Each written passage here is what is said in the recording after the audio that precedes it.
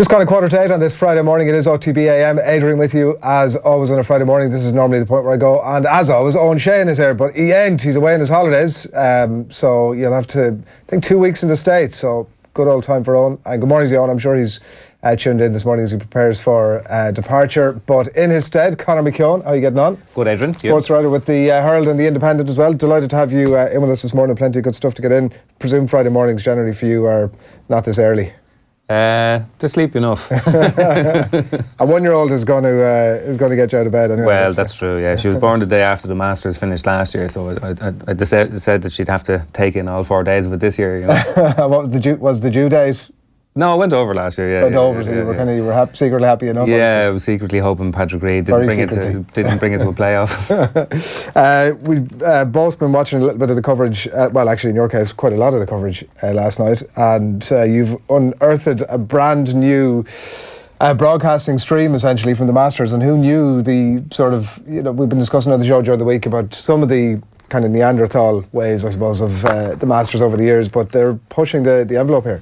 Yeah, it kind of came out of the blue, although I saw that some American media outlets had pieces ready to go about it. But it wasn't exactly flagged during the week, but like historically, the Masters Thursday was pretty much defined by people moaning about the fact that they couldn't watch a whole pile of it because the very basic media rights packages and the way that the Masters Committee sold them to NBC and they're obviously it doled off the sky as well. But it was yesterday and people said you can go onto the Masters website. And the Masters website is a very good way of streaming content, but you have to have an American IPN address. But right.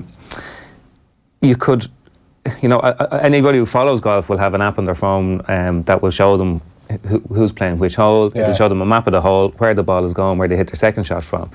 But from a little bit of an animation, essentially saying, yeah. But from yesterday, you could watch every single shot. They had a camera on every single player on the golf course. So even though Shane Lowry was out in the early starters, 4 hours before the live coverage on TV started, and not in a group that would have been considered a feature group or anywhere close to it, you could watch every single shot that he played yesterday, which is like revolutionary. And I suppose legally from here, or yeah, we'll say that. Sure. Why not? No, legally from here. That part of it, the feature groups, I think you have to go through. But you can watch every single shot on that tracker. Which, like, if you have a smart TV and that's incredible. Yeah, it's incredible. Every single shot from every single player. Yeah, it's like it's the next generation of sports coverage and specifically golf coverage, which ironically has come from the good people at Augusta National. Yeah. That's incredible. And is it so? It's not the live clip, is it, or is it? It's marginally delayed. No, it's pretty much bang on cue. You won't see footage of the player walking to their ball. You won't get the little fluffy commentary and the background music of the birds tweeting in the plumage. But no, you'll see every single shot. And like, if you are following a particular golfer, just say you are a big Shane Lowry fan and he's not going to get a whole pile of live golf coverage, albeit it probably wasn't worth watching yesterday in Lowry's case. But you could watch every single shot, which is incredible, because even the Masters do strange things with their, even their feature groups. They pick 4 feature groups and you can watch those live. But yesterday Rory McIlroy wasn't among them, and he was the favourite going into this Masters, and there are so many storylines and narratives that revolve around Rory McIlroy going into this, but for some reason they deemed his group unworthy of being one of the feature groups. Incredible, isn't it? Well, he's not American, I suppose, is the first thing, but I mean, he does play out well with an American audience. So yeah, well, that's the whole point. After Tiger Woods, I would imagine he is the biggest draw for television viewers in golf. I am conscious that there'll be a whole bunch of people watching who weren't up as late as... No, I think people will care, but who maybe weren't up as late last night. So Bryson DeChambeau and Brooks Koepka are the joint leaders after the opening day of the Masters, both on 6 under par, both shooting 66s, and one clear of Phil Mickelson, who is hanging in there in a big way. So Phil was one off the lead heading into day 2, and then it is Ian Poulter and Dustin Johnson after that. So a really stacked leaderboard, it has to be said already, after only day 1. And Rory McIlroy shot a 1 over par.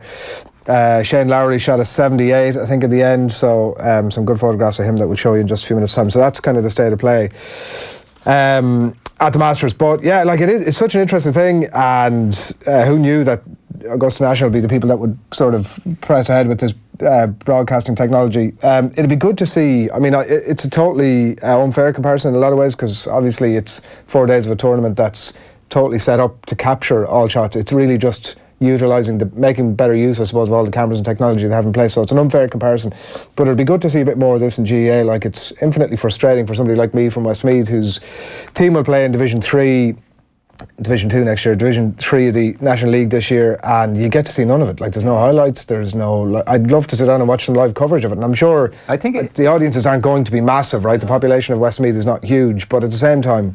There does seem to be some movement towards it. I know the Dublin County Board streamed on a YouTube channel or some way through their website the first round of the Dublin Senior Football Championship on Wednesday night when St Oliver Plunkets started. And I think there is a kind of movement towards that, but there seems to be a sticky... Because I think Armagh tried it in the National League a couple of years ago. There seems to be a sticky sort of a rights issue in that the GAA sell the rights to the National League games, but the county boards are saying, well, like, we didn't sign over anything. Well, and if it's inter-county, then it's in conflict with existing national rights deals, whereas if it's from a club point of view, I know there are obviously broadcasters who operate in that space, but I think there's a little bit more wiggle room, essentially. Yeah, and I think that's probably the future of it. I think it is unrealistic to expect that, you know, RTE or the Sunday game or League Sunday are going to, like, if you show one Division 3 game, then you have somebody in the other Division 3 county saying, why didn't you show our game? So I think if we do get more blanket coverage, if we do get more greater depth of coverage around the leagues, and of all the competitions, the leagues are really the one, because, like, you know, people might say, well, Division 3 isn't the highest standard, but the fact is it's hugely competitive because every team... All the Westmeath games this year, there was only mainly just a few scores between them. They were all even in Division 3, the crack that ultimately led to the big suspensions for Stephen Poacher, but that whole promotion relegation thing in the last couple of days of the season, that I'm sure was hugely intriguing. But I think if there is going to be some sort of pioneering greater depth of coverage, it would probably have to come from the counties themselves rather than the broadcast partners. Yeah, I don't know. It is frustrating, and it will. The frustrating part for me is that it will happen. It will definitely happen that these games at some point will all be streamed live. You will be able to get access to them. You may have to pay for it, but it will exist, and technology is there. Like, it's. There is a little bit of an investment in terms of putting some of that technology in place, but it's all there if you wanted to go ahead and do it. So I don't know. I mean, I'm sure there isn't going to be a Brexit-style sort of petition to get behind showing every Westmeath game. But even as it is, like, there's a lot of technology at matches. You know, between teams videoing the games for themselves. You know, like, every match is recorded. Like that footage exists. So you would imagine that if a team has a stats man or a video person who can video the game in a high quality way, that it can be broken down for the purposes of analysis, that a similar one could be set up by the county board to video the game and be able to stream it. And you accept as well that it's not, if you are going to look at that game, you accept that it's not going to be the full 15 camera broadcast. Like, you understand that straight away. So I don't know. The other thing that sort of caught my eye, it was an inevitability really with the Masters. It caught my eye particularly because Owen Sheahan, as I mentioned, is off now for a couple of weeks. I mean, maybe that's coincidence or not, but I kind of expect him to crop up in this kind of a context at some point soon over the next few days. The Kerry jerseys at the Masters. There was two of them. This was the only guy I spotted, but Neil Tracy, our colleague at Off the Ball, reliably informs me there was two of them. Yeah, it's a kind of it's a Masters tradition. But I think if you look out for a specific jersey at a sports event, I think inevitably you're going to see it. Like, I have a friend who has a theory that no matter where you are in the world, you're never more than 50 feet away from somebody in a Mayo jersey, and he's yet to be proven wrong. Kerry jerseys, it always buggers the hell out of me. This is. Sheahan, of course, has to have his response here that his game. He's been up in Northern Ireland for most of the week, indulging himself. He was on a jolly essentially for Game of Thrones, and is lashing out at me. There is really the only way I can describe it. That I had a few things to say about Seamus Coleman the other week. I mean, they were slightly. I mean, I could have picked better timing for my Seamus Coleman. Remarks, is that how I'll describe them? You know, the fact that he's gone on to be shortlisted for the Player of the Month in the Premier League hasn't helped, and he's proven, this was never in doubt, but he's proven what a gentleman he is as well off the pitch over the last week. So pick your moments. Timing could have been better. Yeah. Right, we do want to hear from you this morning. We've lots of good stuff coming your way between now and just after 9 o'clock, so please do keep your comments coming into us. We're going to let you know what's happening in the sports pages in just a few moments' time. We're going to discuss Liverpool as well. Obviously, their game against Chelsea this weekend is very much the game of the weekend, and probably the most difficult game that Liverpool will have in the run-in. So we're going to be joined by Gareth Roberts of the Anfield Wrap That is at about 8:10. We're going to discuss GAA Dublin with Conor as well. Will Diarmuid Connolly be back is the big question we'll put to Conor in just a few minutes' time. The sports news with Thom Malone coming your way about 8:30. And after that, Alan Quinlan, as always, on a Friday in studio with us to discuss the week before the Champions Cup, obviously the next big round of the Champions Cup. So, and Israel Folau as well will come up as well over the course of that conversation. The Masters, John Duggan will be in studio to reflect on the opening day and what we've learned from that at about 9 o'clock. And we were down at the Aviva during the week to the launch of the Union Cup Dublin 2019, and we spoke to Ireland international Lindsay Peat, who is also a basketball international and has also won an All-Ireland with Dublin. So some fairly decent sporting pedigree, it has to be said, with Lindsay Peat there, and that's coming your way at about 9:15. Time now though for the papers. We're going to kick off with the front page of the Irish Independent sports section here. This is, for me, one of the photographs across the entire day. Shane Lowry there. It's, when you look at it's actually quite atypical in a lot of ways. Shane Lowry photograph is the one thing that strikes me, and it's probably something he needs to have a chat with himself about. But the exasperation on his face and his body language, like I'm sure any sports psychologist would be saying, Shane. It kind of makes him what he is, though. Like you kind of. Like, he hasn't followed up any of his wins with any sort of great line of form, but he scraped into the Masters, and you're thinking, well, he's now scraped into. But it was such a big deal. Like, when he won in Abu Dhabi back in January, he was already talking about what that's going to mean for him going to the Masters. So you can imagine he's had 4 months of a lead in, and then to go out and shoot the score he did yesterday. Like, he's, barring a miracle, like, he's out of the golf tournament, you know. So. Yeah, and he's kind of accepting of that as well, which is, like, he's and this is why people love him, but he's so not Rory McIlroy in so many ways. Frustrated McIlroy admits to making too many mistakes is the other line there from Vincent Hogan of the Irish Independent. And GAA rules out the use of TMO technology in Championship, writes Colm Keys here, and we are coming back to that story in just a few minutes' time. The front page of the Irish Examiner sports section, meanwhile, the bogey man, and a picture of Rory McIlroy here in action at the Masters yesterday. Rory struggles for consistency at Augusta as Tiger on a roll. And the splash across the top there as well. Single-minded, it's clear where GAA would stand on Irish Unity poll, says the GAA president, John Horan. That's in the Irish Examiner. I think you've got the Daily Mail there, Conor, is it? Yeah, the Daily Mail lead with easy Tiger. Woods rolls back the years with a first round 70. And I think a lot of the Irish newspaper golf coverage is coloured by the fact that they probably went to print prior to, and all the guys up the top of the leaderboard were actually quite laid out, because Brooks Koepka shooting 600 par is a very, very significant development for the first round of a. If it was another golfer, you'd think, well, you know, you're under pressure, but this guy doesn't have nerves, so he could actually pull away. And the off lead from Philip Quinn is football family lose patience with the FAI. This is more follow up to yesterday's story of the PFAI issuing a very strong statement about John Delaney and the governance of the FAI. The sports front page of the Irish Daily Star, Blues Salah race shame. This is the story that a bunch of Chelsea supporters, following their Europa League game, were involved in a racist chant in the direction of Mo Salah, and it's been condemned obviously by the various sporting bodies, and we'll see what action is taken there. It obviously wasn't in the sporting field of play, but in a pub after their Europa League game in Prague, so we'll see what action is taken out of that. And Tiger right in the hunt, as you say, Conor. A lot of those headlines slightly out of date almost in terms of everything that's going on. Yeah, I suppose the Tiger one is just incredibly interesting because he hit, I think, 10 of the first 11 fairways yesterday, and you're thinking, like, if this fella drives the ball straight all week, he's going to win. And the first fairway he missed was on the 10th, and he managed to make a birdie from the end of the bushes. So he made for great television yesterday. He always does, but particularly yesterday. The Mirror's back page is the same Mo Salah story. Vile. Chelsea fans in Prague labelled a disgrace after being filmed saying Salah is a bomber. The top of the page is Tiger Rolls. It's reference to the Tiger Woods story. And on the right, PFA hit out at New Low for a local game. This is the very strong PFAI statement yesterday. Again, it's a theme that's also picked up on the Irish Sun this morning. Rotten.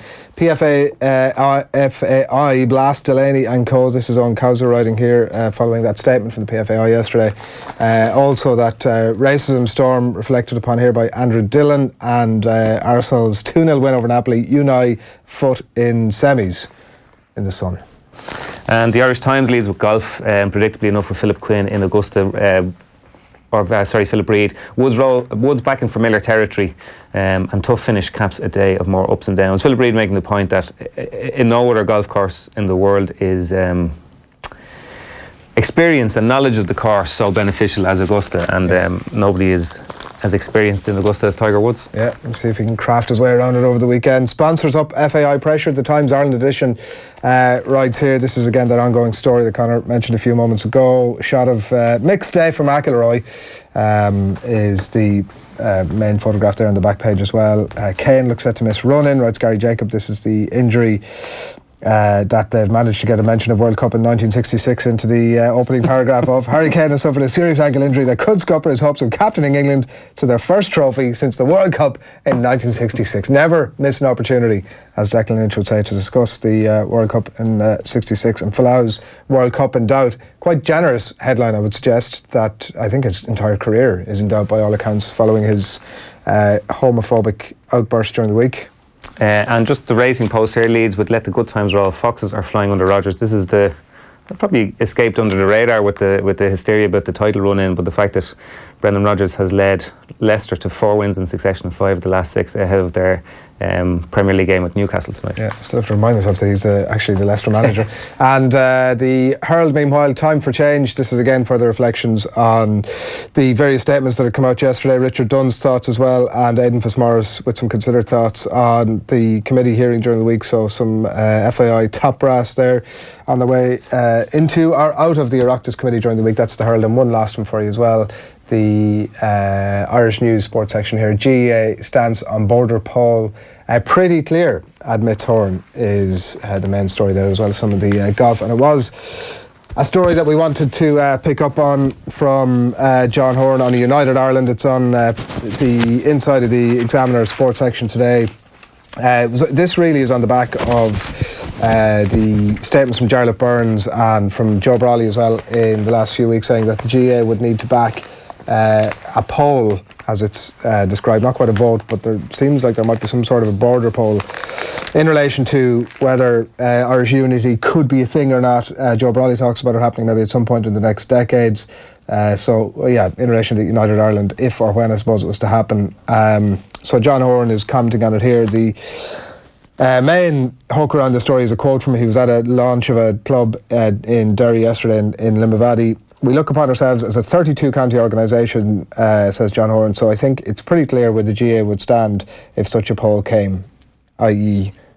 they would be in support of a 32-county Ireland." How that would manifest itself, I'm not sure, and whether the GAA, I suppose, Conor, have a role to play in politics. It's an interesting one, and it's the point I think that Joe Brawley has been making repeatedly in the last few weeks, and Jarlath Burns as well, that not only should the GAA be leaning towards a United Ireland, if that is the question being asked in any referendum, they should be actively campaigning for it, or they should be at least publicly backing such a move. It's an interesting one because in the past the GAA have run a mile from taking any major political stance. If you remember the marriage equality referendum, I think David Goff, who was refereeing at Croke Park, was refused to wear maybe a rainbow wristband, or it was laces or something. Yeah, it was one or the other anyway. Yeah, and like the stance that the GAA took during that, which is an absolutely perfectly acceptable stance, was that we are an apolitical organisation. We are a sporting and cultural organisation. We do not take stances on political issues, and you can't say that a referendum on whatever the referendum is not a political issue. I understand completely what John Horn is saying. Like from an organisation that has an All-Ireland Senior Football Championship, an All-Ireland Hurling Championship, where there's so much movement around the border, it would be hugely impractical for a hard border or any sort of division or further division to come up. But to say that you're it's just an interesting one from John Horn. Yeah, because regardless of Brexit, United Ireland is in so many ways just an entirely separate conversation. But I think there are a lot of people on the island that would love an organisation like the GAA to take a leadership role. To say, well, look, if this is the question being asked, this is the way we would like to think it goes. But I don't know whether that kind of takes for granted what an awful lot of the membership. I heard Declan Bogan here speaking to Shane Stapleton a few weeks ago, and he made the point, what does the 21, 22-year-old hurler in Cooley think of this? What does, I think it's a fantastic question, and we're operating on an assumption that the vast majority of the GAA membership would want United Ireland, but whether that's an actual thing or not, we don't know. And obviously the constitution, or at least the ethos of the GAA, was set up with a All-Ireland, a 32 county Ireland in mind. But like at the same time, what was relevant when the GAA was set up, or relevant or appropriate when the GAA was set up, may not, and most likely is not, appropriate or relevant now. I think Charlotte Burns quoted a line in the initial constitution of the GAA which alluded to the fact that it was a 32 county organisation and something to do with furthering the cause of unification. But it's a little bit like the American and the Second Amendment, the right to bear arms. A lot has happened since that was written. It is not there's so much context and there are so many layers of there's a lot of time has passed basically, and there are a lot of people on the island that don't have very strong views on this, and a lot of them will be members of the GAA. And I think for anybody at the GAA to maybe assume to speak, I'm not saying that John Horan is now for a second, but I think it'd be quite a bold move, I think, for the. Well, I think he is. I think it's difficult, to be absolutely fair to him. It's difficult to read that statement. We look upon ourselves as a 32 county organisation, so I think it's pretty clear where the GAA would stand if such a poll came. Yeah, that's pretty unequivocal, I think, from John Horan, and it's an interesting move. It's quite bold because I think you're, I suppose the GAA is to any individual to the people that they surround themselves with, So there are people in the GAA that will say, yes, of course, everybody in the GAA wants a United Ireland because they are the GAA members with whom they come into the most frequent contact. But I would imagine that there's a very big body of people in the GAA who wouldn't necessarily ascribe to that view. No, and it raises all sorts of questions about, if there was, how would you even begin to poll the entirety of the GAA community? Let's talk about democracy. I think that's a fascinating question. And what's the majority that's required to decide that the GAA can suddenly be a voice for politics in Ireland? And let's say, is that 2/3 majority? So we're sort of actively deciding that we're going to alienate 30% of our membership because we've decided this is something we want to get behind. And the other thing raises all sorts of questions. The other thing as well is that, is that the GAA's function now? Like John, I'm sure, was asked the question. I think he was speaking in Derry, and he was asked the question, what would, and I presume he's speaking on behalf of the GAA leadership and maybe even in a personal capacity there.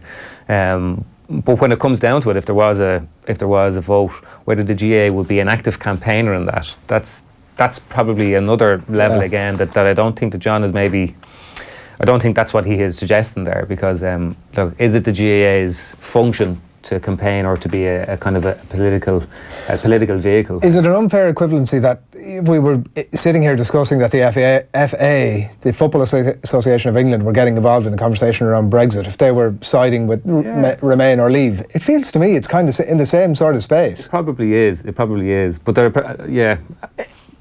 there are historical angles to this conversation too. I think there's a presumption among people who aren't in the GAA that the GAA will be leaning this way politically too. Well, this would be a fantastic opportunity for them to go, look, we've said before, we're not a political organisation, and we're going to stand by that. And if you're a member of the GAA that believes in a 32 county Ireland, we're with you. And if you're a member of the GAA that believes that it should just stay the way it is, we're with you. And if you don't give a shite, we're with you as well. Surely we talk about inclusivity, and it's a theme that comes up across a whole bunch of topics today. Surely that's the way to do it. Yeah, but similarly, the GAA could take a very neutral stance on the marriage equality, no stance whatsoever on the marriage equality referendum, because I don't think it's the sort of political issue that was going to mobilise a lot of members. They're not going to go to Central Council and people sit around and say, lads, why didn't we take a very hardline stance in this? Because I'm not sure how many people would have been that engaged in it at the top level. But I think there is a significant body of people within the kind of higher echelons of the GAA that would like the GAA. And this is kind of the point. This is, I don't think the GAA sitting on their hands and deciding they've no decision to make is an option now, because they at least have to decide whether they are going to be active about this or inactive. And that in itself is kind of taking a stance. Well, look, as you say, if nothing else, that comment this morning is going to kick off more discussions like this. I'm absolutely certain of that. And I'm absolutely certain that the next time he's in front of the media, or there's somebody of significance from the GAA in front of the media, this is a topic that's going to open up again. And I'm sure at some point or another, as you say, they are going to have to come up with some sort of an official stance on it. So I suppose watch this space is the thing. Something completely different. If you pass me over the Irish Times, they're kind of something totally different. And just one thing that we wanted to give a mention to here, it's a lot of the papers have done this kind of Augusta diary, obviously, of the various little bits and pieces that have gone in. No Kerry jerseys have made any of these diaries, by the way, which is absolutely outrageous.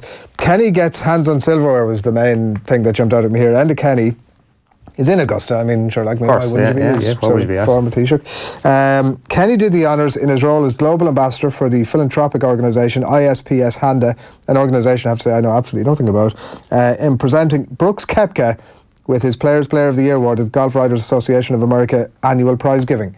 This is the most unlikely pairing, I think, that if you were to sit here and say, you know, two unlikely people, Brooks Koepka, who leads the Masters, joint leader of the Masters after day one, and our own Enda Kenny, have been in close proximity this week. A visit to Augusta, writes Philip Reid, is old hat for the golfing politician who first visited the Masters back in 1995 in his capacity as Minister for Sport. I would imagine that would be the least remarkable part of Brooks Koepka's week. We might leave that one there. We mentioned at the top of the segment here from the newspapers, GAA rules out use of TMO technology in championship from Colm Keys in the Irish Independent today, and it's a fascinating one.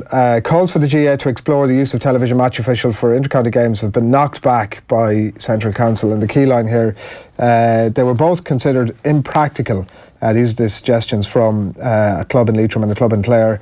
Impractical at present because of cost issues outweighing any benefits accrued. Yeah, I think there's a utilisation issue too. What is the scope for TMO? What do you decide on? Is it every foul? Is it every free?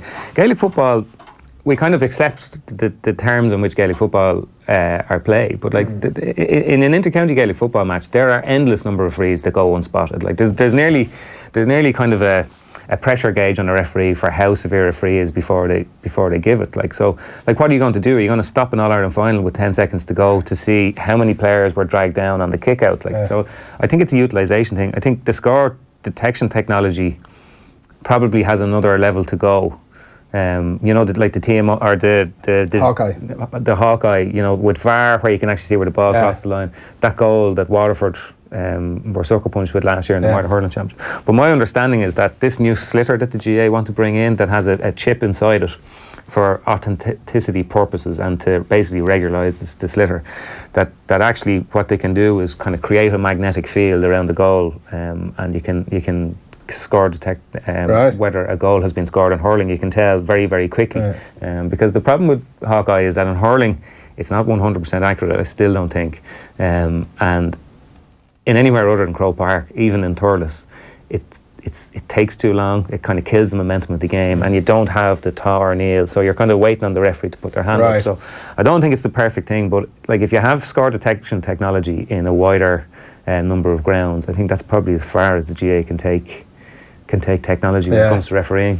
Might be back to that previous conversation we were having about the technology is there, it's going to cost a bit, and while it works, while VAR, I mean, in my humble opinion, is an absolute success in football, and it's never going to clear everything up 100%, but has definitely advanced the correct calls versus the wrong calls. Even if you see a goal scored in Gaelic football and you say, well, hang on, ref, that was 8 steps. Every goal is 8 steps, but when you're about to pull the trigger in Gaelic football, the referee will give you 2 extra steps. They do, it's crazy. They do, I mean, everybody accepts it's legit. They do talk about sort of incidences and scores, so there is a possibility that at that point the referee gets to review it and go, actually, hang on, 8 steps, no goal, free out.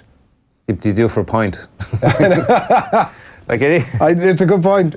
I mean, you'd be there, the game would last, you'd be looking at American football. I think of all the things, for all the problems that there are with refereeing and the accuracy issues around score detection, I think the last thing that Gaelic football needs to be at the moment is more stop-start. All right. Keep your comments coming into us on the hashtag OTBAM or on our Facebook, YouTube feed, and we'd love to hear from you. We'll bring those comments over the course of the morning. It is just gone 8:15 on this Friday morning on OTB AM. Up next, we're going to talk Liverpool against Chelsea this weekend with Gareth Roberts of the Anfield Wrap. Before that, though, let's hear from the Liverpool legend Ian Rush. He was chatting to Nathan last night ahead of the Sean Cox charity match, which takes place at the Aviva Stadium tonight. You've met Sean's wife Martina, you've met the family, so you've got a good sense of what they're going through and the battle that they're facing. Yeah, I think sometimes that goes unnoticed. Every time I've met her, she's very positive. She's so strong and everything and all that, but you know it must be difficult for her because she's there morning, noon and night by your side and all that. And it's weirdly the piece people don't talk about, that there is a minute by minute, hour by hour part of this that they have to somehow get through. Yeah, that's what I'm saying. And if I'm sure if she wasn't like that, Sean wouldn't be in the position he is today, because she's giving him the strength, saying, listen, you can do it. And yes, Sean's got to do it himself, but he needs that support. Now, we're here to support as playing the game, and as a player, that's the easy thing for us. The hardest thing is his family and everyone in the Sean Cox Foundation. Everyone, they're the hard work that goes on behind the scenes. But it's great when you see the hard work behind the scenes, to see that what I seen this morning of Sean, what he posted up today, that was absolutely amazing, and that's going to give all the players a massive lift and all that. It just goes to show with all the hard work, good things can happen. Yeah, that was Ian Rush in conversation with Nathan last night. Tickets, I think some tickets still available for that game tonight, so get yourself along if you can. 7:45 kick-off there, you can see all the details. 7:45 kick-off tonight between the Republic of Ireland and Liverpool legends, and Ian Rush will be amongst those on show this evening. So that is that. Liverpool against Chelsea in the Premier League this weekend, one of the games of the weekend. It's live and off the ball on Sunday from 4:30. I'm delighted to say Gareth Roberts of the Anfield Wrap joins us now on the line. Morning, Gareth. Good morning, boys. Thanks a lot for taking our call. Of the 5 games left, obviously, Gareth, it looks like on paper this is the most difficult one for Liverpool, so if they get this done, if they win on Sunday, does they win the league? No. I think the way we've got to all be looking at it is the old cliche of game by game. And obviously we've got to see what Manchester City do as well. I think it could be a huge weekend, as you say, in that it's a massive game. Chelsea are traditionally a tough opponent for us. We've got history against them, of course. They've got a good record at Anfield. They spoiled the party last time when we thought we were going for the title. So we're looking for a bit of a revenge on that score. But also, City going to Crystal Palace is huge as well. I think Palace potentially keep them honest and potentially beat them. And obviously, if we beat Chelsea and they lose to Palace, then the whole thing's turned on its head, and Liverpool are leading from the front and favourites to win the title again. But right now, we've got to rely on City tripping up and get through what is a very, very tough match. Yeah, and maybe there's a different kind of a pressure if that eventuality was to crop up post this weekend. Looking at some of the narrative around Liverpool, obviously, has been that they've scraped through a couple of games and maybe been lucky. I mean, there's no maybe about it in certain games. But on the flip side of that, there is a mettle about this Liverpool side. If you look at some of the recent results between last month and this, if behind early against Burnley last month, and obviously go on to crush them in the end. 1-1 with 10 minutes to go against Fulham. They ground out the win there as well. 1-1 at added time, obviously, against Spurs, dig out the win. 1 down against Southampton last week. They've had their moments, but the evidence of this team, Gareth, is a team that not necessarily that panicked, I would say. No, not at all. And I think a lot of that comes from Virgil van Dijk. I think the way his calmness that he's brought to Liverpool has spread right throughout the team. And what you're seeing now is a very mentally strong team. I remember when Jurgen Klopp first came, and there was a game against Crystal Palace, which we lost at Anfield. And it was the game where he complains about fans leaving, because basically a goal goes in and everyone went, oh, that's it, it's done. Walked out the ground with 80 odd minutes gone. And he said, we should decide when games are over. And, he wanted people to get behind the team. He wanted the mentality to change both on and off the pitch. And on the pitch that day as well, you saw shoulders slump, you saw heads go down. And the mentality wasn't right when he arrived at the club. I think now you're seeing the complete opposite of that. They all believe in themselves. They believe they can get results. And I like the attitude of them. I think at times they've got a bit of a, to use a Scouse phrase, they've got a bit of a cob on with the national media when they've been asked, are you bottling it? Are you losing it? And they're like, no. Why aren't you asking these questions of Manchester City? And I think they're right to do that. As you say, they've kept on coming back. They've won 6 on the spin now. And I think the way some of the media has talked about the title race, I'm a Liverpool fan, but it comes across slightly biased. You can turn the internet on any day and you see a poll: will Manchester City win the quadruple? No one's talking about Liverpool winning the double, and yet Liverpool are right there. Liverpool are got one foot in the semi-finals of the Champions League. Liverpool are right at the top of the Premier League. I haven't seen a single person in the national media or at the top of the media talking about Liverpool winning the double. I've seen everyone, it seems, talking about Manchester City winning the quadruple, and Manchester City lost in the week. So, I think that there's a bit of Klopp's generated a bit of a siege mentality. The fans have as well. I'm really enjoying it. That's the way it should be. It's a fight. It's a battle. Let's go and do battle again on Sunday against Chelsea. Gareth, is there anything to be said for the theory that the Bayern Munich performance was actually the one that kind of turned that mini slump back on its head? Because they seem to have played in the 2 legs against Bayern Munich and even the first leg against Porto. They kind of found that freedom again, that maybe the pressure of the title race, not that they were bottling it, but that maybe they just couldn't play their best stuff in the Premier League, that the pressure was becoming a factor in Anfield and on the team's performance. Yeah, absolutely. It's been strange, the Champions League, in that respect, in that it's felt a relief to go to those games. I think we all really enjoyed ourselves against Porto because it wasn't fraught, it wasn't tense. And that's mad to say when you're in the last 8 of the European Cup, but it's because everyone wants the title so much, because it's been so long since Liverpool last lifted it. And here we are with a great chance to do it. And when it's coming to the Champions League, it's a bit like, well, let's just enjoy ourselves. And I think if Liverpool go out at any point and don't go all the way and don't win it, I think there'll be less of an outcry from fans that compared to normal, because I think what we've got to say about Liverpool is that whatever happens this season here on in, they've done fantastic. You look at where they are in the league with, I think it's 82 points now. And that ranks right up there in the top 5 seasons Liverpool have ever had in the Premier League era. And we've still got 5 games to play. The most points Liverpool have ever got in the Premier League era is 86. Then it's 84. Liverpool are on 82 and can potentially finish on 97. So everyone's got to be saying this has been a superb season for Liverpool and can get even better. And you're right to highlight the Bayern Munich game in that, again, the narrative around that was annoying. It was, Bayern are gone, Bayern are shot, Bayern aren't what they once were. Liverpool go there and win at one of the best stadiums in the world, at one of the biggest clubs in the world. That team then go and batter Dortmund and are in place to win their league. Again, there should be more credit, because credit is certainly due. Mo Salah, obviously, I mean, you talk about one of Liverpool's greatest seasons of all time, I suppose. Mo Salah is not necessarily having, particularly the latter half, his greatest season. Obviously, did break the duck against Southampton, hasn't followed up against Porto. How important is it in the context of Liverpool's run-in that he can harness some of that momentum from the Southampton game and score again this weekend, particularly against Chelsea? Yeah, absolutely. I think again, though, he scores 44 goals in his debut season for Liverpool. That's phenomenal. That's up there. He was getting really close to Ian Rush's record that you've just had on there. He was the record goal scorer for Liverpool, scored 47 in one season. Mo Salah nearly breaks that record.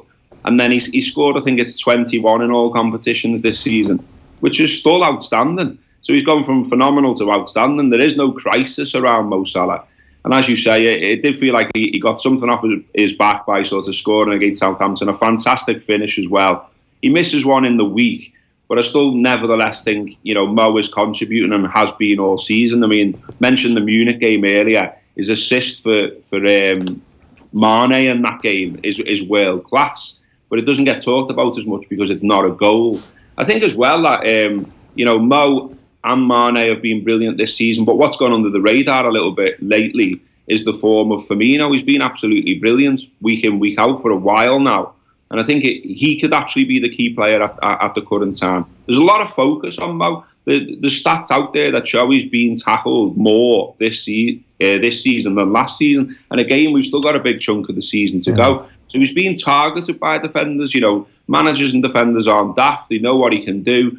They've been doubling up on him. They've been getting stuck into him. And that's contributed to his goal return. But what it's also done is created space for the other lads, and that's why you've maybe seen Sadio Mane shine a little bit more. But yeah, Mo Salah is our absolute best is a huge credit to Liverpool, obviously, and we hope he's on form for Sunday. Should he have been sent off during the week?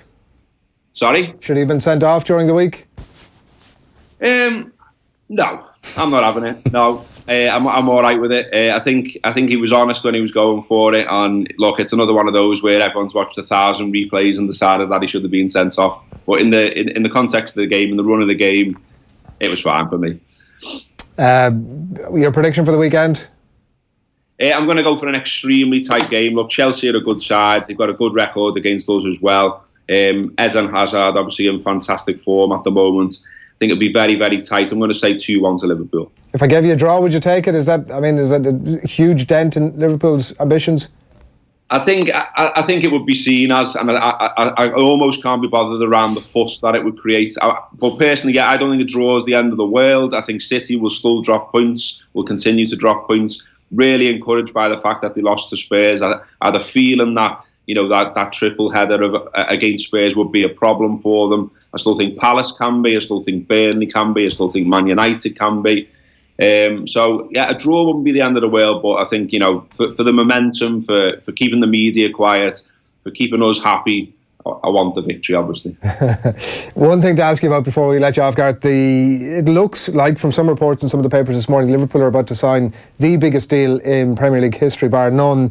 A New Balance deal, obviously due up at the end of the season. Adidas and Nike, both in the running, it seems, had been worth a cool £45 million a year to Liverpool with New Balance. Looks like it's going to be more now than the £75 million a year deal that United signed with Adidas in 2014. This looks like monster stuff for Liverpool. Yeah, I mean, it's good news. Look, I mean, money never excites me as much as football, but I think, we're in the modern day and football clubs have to do what they do. And I think the commercial team at Liverpool, the financial team at Liverpool, I've done much better than Liverpool I've done in the past, to be honest. I mean, there's been plenty of mistakes made in the past, I think, around Liverpool, around commercial deals. And we've seen Man United get huge ones and wondered why that couldn't be us, because Liverpool have got a huge reach around the world. I think if this deal gets signed and it's the rumoured figures, then rightly so, really. That's sort of the going rate for a club the size of Liverpool. And I think the New Balance one, it's ran its course. It doesn't sound like they've got the kind of money to compete with the likes of Nike and Adidas. So it looks like it's going to go that way. And fantastic if that means a bigger pot for Jurgen Klopp to go out in the summer and strengthen this side once again, then good news. Gareth, thanks for taking the call. Cheers, boys. Thanks a lot. Gareth Roberts of the Anfield Wrap joining us on this Friday morning. We've had Powernader in touch on Twitter about the Liverpool finishing on 97 points potentially this season and it being a superb season. Another superb season winning nothing. But hold on, great hugs all around. Well, it's the old question of, like Mayo have played incredible Gaelic football to get so close to Dublin over the last few years. Probably good enough to win an All-Ireland in any other year, but like what Liverpool have to do this year is quite extraordinary to win the title, and anything shy of that and they won't. Yeah, and we'll see that game is live on Off the Ball and News Talk this Sunday as well. Liverpool up against Chelsea. We'll see. It should be a huge game, really, and a huge weekend in the context of the Premier League title run. We'll see what happens there. Just coming up at 8:30 on this Friday morning, lots of good stuff coming your way. Alan Quinlan still to come on the weekends, rugby and a little bit more as well. Lindsay Peat, we've been chatting to her during the week, so she is en route before we leave you this morning, and some other bits and bobs too. We're going to be talking golf obviously with John Duggan very shortly, and GAA as well next with Conor on OTB AM. So the AIB Club Footballer of the Year, Kieran Malloy, joined Nathan in studio last night. He's one player who has bore the brunt of the unfairness of the GAA calendar. Unfairness, I think, seems to come up a lot in your situation, from Sigerson, missing out on Sigerson because Sigerson tends to be the same weekend as club championship. Have you got your head around it? Like, part of you, so you're going to have one more year of Sigerson. Yeah. And I know you can't do it, but part of you think, well, what's the point of me going into Sigerson if next year, next February, All-Ireland Club semi-final is same weekend as Sigerson?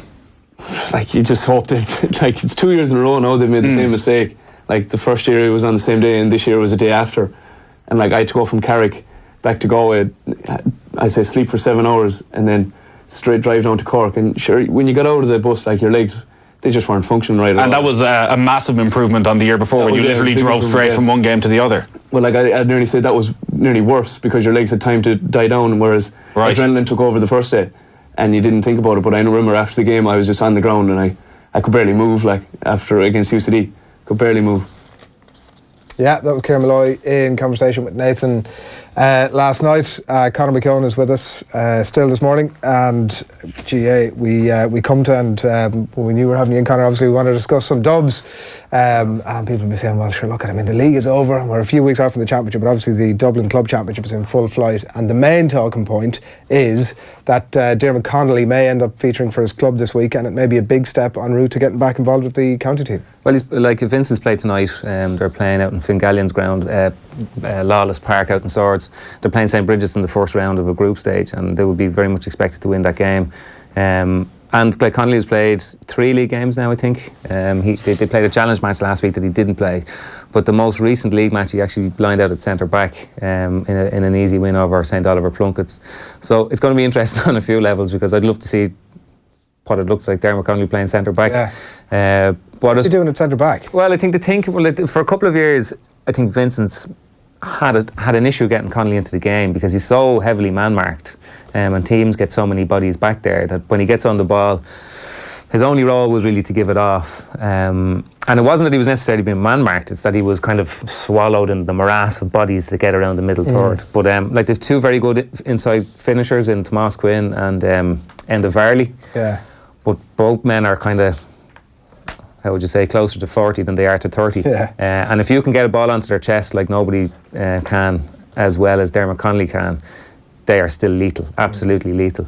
And I think playing them in a more in a deeper role is probably designed towards that. But like the thing is, the big question of Connolly is whether he's going to play for Dublin again, and it would seem as though whatever fire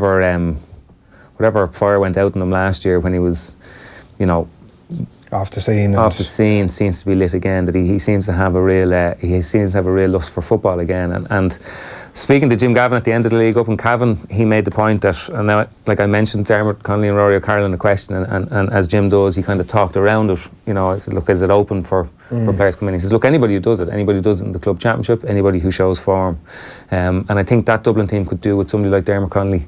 Not in that position though, sure. No, certainly not in that position, but I think last year the forward line was so kind of like you could pick the forward line all through the championship. Once Brian Howard came on the scene, that 6 was set in stone. But the problem is, like, you don't know. Like, Brian Howard had an exceptional season last year. Doesn't mean he has an exceptional season year 2.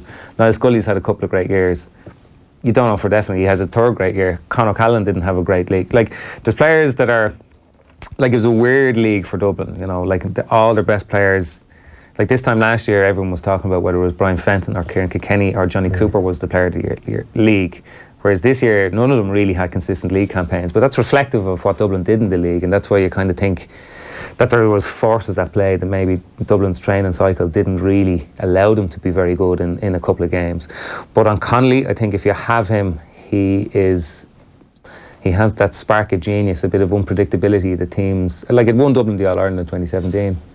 Where do you put him if you're picking that 6 and all those players are actually playing pretty well and in good form? Like, you're obviously finding room for him in that front 6 somewhere. Yeah, I think probably maybe Brian Howard will. I think Brian Howard will eventually gravitate towards midfield for Dublin anyway. Right. And the role that he plays, whether it's number 10 or number 9, it's not a whole pile of difference. Like, it's an 8 body.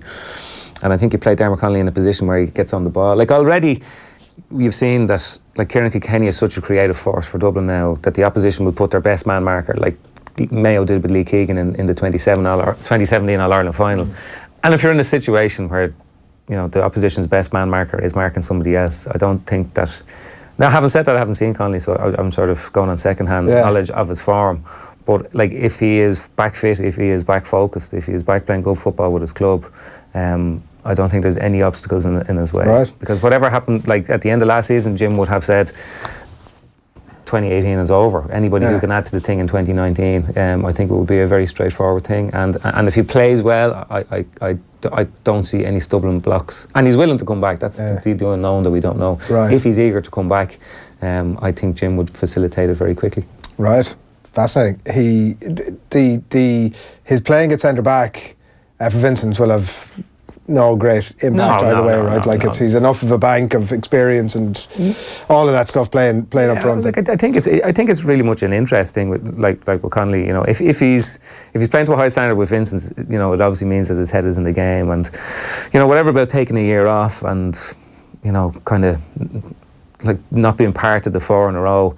Like you see Dermot Connolly and you just think, look, this is what this guy was born to do. Yeah. You know? And here is there any, because like it seems as if himself and Jim have had, or himself and the management team at some point or another, is obviously slightly at odds. Is there a conversation when he's coming back in saying, listen, you know, if you're coming in here, you're one of the team, like you're not cutting the sleeves off your shirt, do you know what I mean? Like you're part of this group and we're all in it together. And I think there's or do they try and harness the sort of the free spirit? I think nobody knows more than Dermot Connolly what's required to be part of that panel, you know. So, you know, if he comes back, like he walks in completely with his eyes open, there's an acceptance there. I don't think anybody. He's a huge experienced player. Like Jim Gavin made him vice captain when he took over in 2013. You know, he was that highly regarded, not just as a footballer, but as an influence on the rest of the panel. And you know, he will know full well what the levels of commitment and everything else are required, and he'll walk into it with his eyes open. Yeah, if he does come back, like I don't think anything is certain, but judging it from the outside. Like you expect it, from what listening to you expect it. I would think that it's more probable than possible, you know. And like if the question is from Jim Gavin, is your squad better with Dermot Connolly in it or out? It's not a question. Yeah, fascinating. It's too simple a solution to say that he fixes everything, obviously, when he comes back. But you know, 3 losses in the league. You've written a piece in the Herald during the week about the various, I suppose, reasons behind Dublin's malaise. I mean, I guess we can call it a malaise. Yeah, well, I suppose the point of the piece was trying to chart a line of reasoning through Dublin's league campaign, and I suppose the deeper you got into it, the more you realised that it was actually just like a series of random events. You know, I think the Tyrone performance and the Tyrone defeat coloured an awful lot of the analysis that followed. Yeah. Like losing on the first day in Clones isn't a big deal. They weren't back very long. They didn't have the required levels of fitness. That's not a big deal. Losing by a point in Tralee isn't a big deal either. But I think the thing that's remarkable insofar as it's a break from previous years was that Tyrone performance happened in Croke Park at a time of the league when traditionally they have actually been accelerating towards summer. And even the subsequent performance in Cavan was very flat, albeit they won the game pretty comfortably in the end. So if you go through it, like the problem is there's any number of ways to interpret it. Like if you said that one of Dublin's main players was out of form, you say, okay, well that's a cause for an alarm.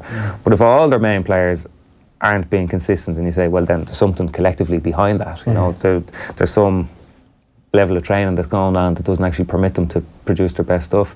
And like if you go through a lot of the older players that are over 30, Michael Darmacaulay, Paul Flynn, Bernard Brogan, Kevin McManaman, Philly McMahon, even Stephen Cluxon, who only started 2 games, they got very limited game time in the league. So you can say, well, these guys are at a stage in their career where it's the law of diminishing returns. You know, they can't contribute to the same. But if you look at it another way, you say, well, these guys have an awful lot of mileage on their legs. This is the bench. These are the finishers. And Jim Gavin wants to keep them very fresh for what will be a very unique summer. So it's impossible to make any very real conclusions about this. And since you've said it, what is your conclusion? What happens here? Because I mean, like the beauty that Dublin have, I suppose that a lot of other counties maybe don't have, particularly the ones that are going for, that see themselves in with a shot of winning the All-Ireland. And by the way, Dublin still are absolutely clear odds-on favourites to win this thing, and I think Kerry may be second at 4-1, something like that. So there is, people still clearly feel Dublin are going to win this, and the advantage they have obviously is a bit of a soft run-in with Leinster before they actually hit the meet, probably in mid-July. Yeah, well, sort of always maintained that this year wasn't really about Dublin so much as all the teams that could potentially beat them. You know, like they won last year at a canter, but like Mayo never made it to the Super 8s, Kerry never got out of the Super 8s, Tyrone threw up a pretty meek performance in the All-Ireland final. And this year I think all the main contenders, those 3 teams, Galway, and I'd actually include Donegal in that. I saw Donegal in the Division 2 final. I think they could be dark horses. They have an awful lot of the things that you need to be All-Ireland contenders, and if they're not this year, they certainly will be next year if they keep going. But I think the group of teams around Dublin have all improved in a very, very obvious way. I think like Mayo have found a couple of players, and they are, I know it's a very basic way of looking at it, but they look rejuvenated. They've won a national title. There's a feel good about them. They don't look as weary and lethargic as they did maybe in their final year under Stephen Rochford. Kerry have gone a new direction completely, and they're going to make very serious ground on Dublin very quickly. Whether that's enough to actually catch them this year, I couldn't be certain either way, and I don't think anybody possibly can.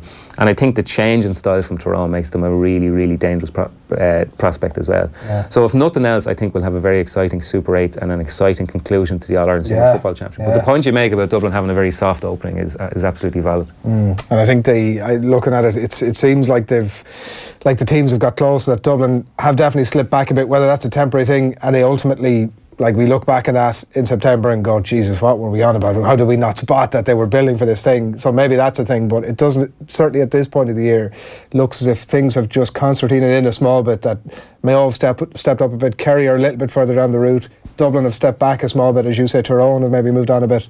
Just that it feels a bit closer. Like at this stage last year, we were looking at it going, there's only one winner here. Yeah, I think it's this. I don't think Dublin will be any lesser a team than they were last year, but I think to win the All-Ireland this year, they might have to be a better team than they were last year, which is it's not easy to do either, you know. Yeah. But I suppose what defines that team is, you know, in every tight situation they've been put in, predominantly by Mayo, but also by Kerry on a couple of occasions, they've managed to find a way. They managed to find a way, and key to that are their key players. You know, like Brian Fenton, James McCarthy, Johnny Cooper, the guys who make the team tick.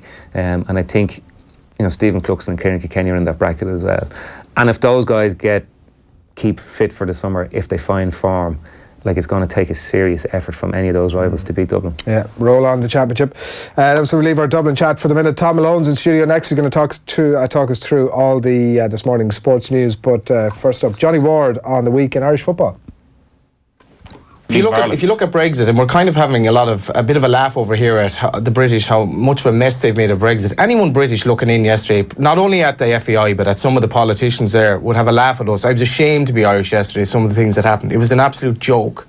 And what Michael Healy-Rae did, how anyone could elect somebody like that, and with the votes he gets, he wasn't even on the committee and he came in there. Typical blue tick Dublin media having a go at Michael Healy-Rae again. It was shameful stuff, start to finish. And fair play to some of the journalists, because I know one or two of them were asked at the infill, how do you think we're getting on? And they were told, not very well actually. And in the second half, they came out for the second half, even though the former CEO decided that he wasn't going to turn out on the pitch for the second half. He said 4 minutes in the first 4 hours. At least the politicians came out in the second half, particularly Jonathan O'Brien, who's ex-Cork City, and basically showed them for the people that they are, you know. And it was good TV, but it was disgusting what went on.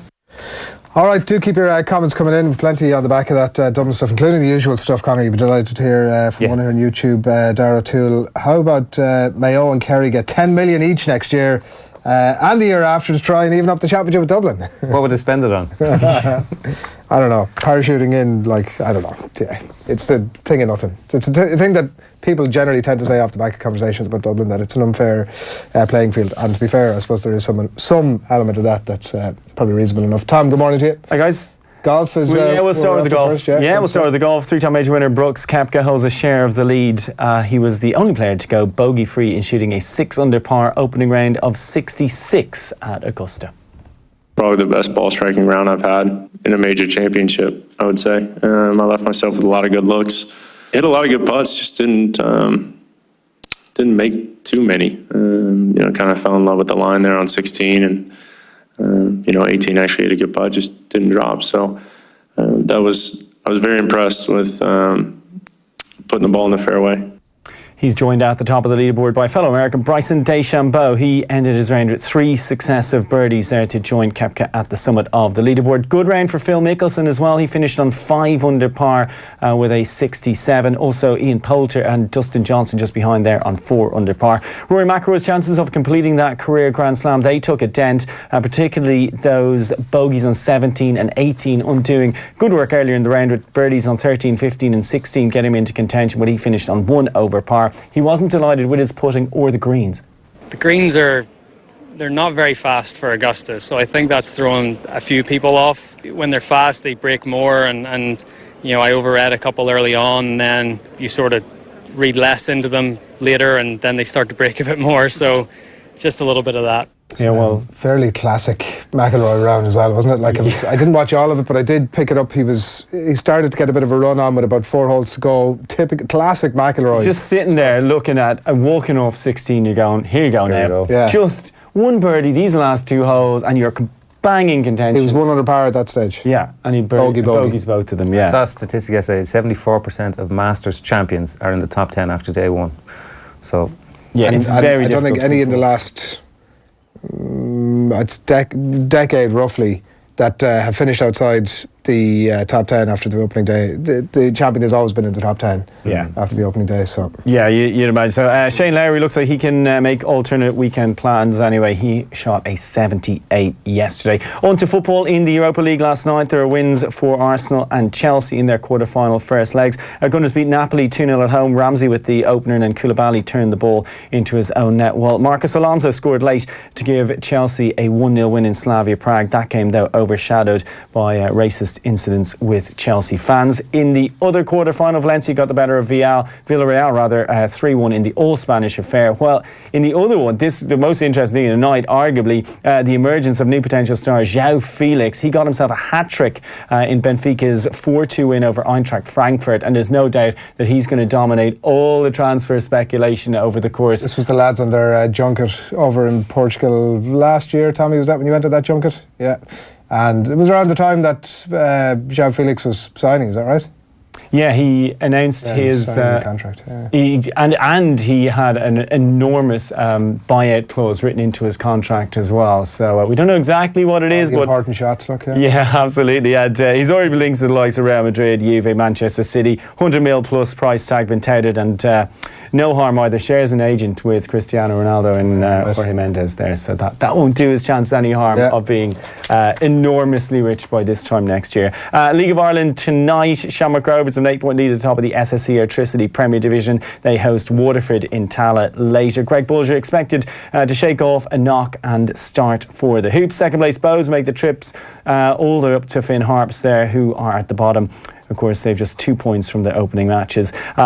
Cork City, they host Pats, while reigning champions Dundalk go to Sligo Rovers, and UCD, who beat Waterford last time out, welcomed Derry to Belfield. In the Premier League tonight, Brendan Rodgers' Leicester will look to continue their good run of form. They're up to 7th at the moment. Brilliant run of form under Rodgers, with a win over Newcastle. Magpies, by the way, without an away win in the Premier League since the middle of December. Kick-off there at 8 o'clock. And in rugby, Ulster can seal their place in the Guinness Pro 14 playoffs with a win over Edinburgh tonight. Henderson has recovered from injury to skipper Dan McFarlane's side, while Jacob Stockdale has been picked at full-back. He played there for Ireland under-20s, actually, with a Heineken Champions semi-final on the line. Munster, by the way, have arrested several frontline players for the trip of Inform Benetton for that one, and Reds head coach Johan van Graan has been assessing tonight's opponents. They've got a very physical pack of forwards that can mix it with any pack of forwards in the Pro 14. Those two wingers of theirs, they are very fast and very powerful, so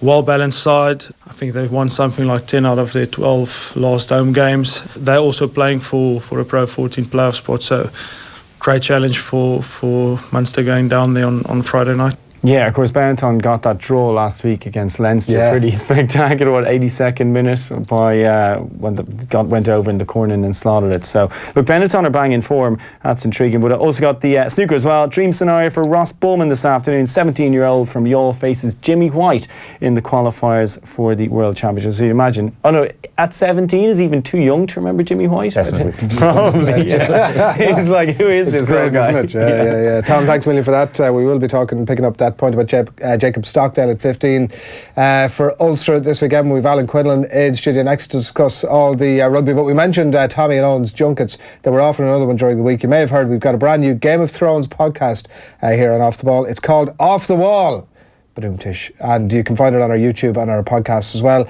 The whole USP, Tommy writes here, Tommy really has jumped the fence here in terms of everything he's up to this week. The whole USP of the podcast, Tommy tells me, is that Andy Lee is at the heart of it, and he's absolutely obsessed by Game of Thrones. So we sent Sue, along with Owen, Tommy and Andy, up north this week, and they caught up with the Irish actor Liam Cunningham, or to give him his real name, Sir Davos.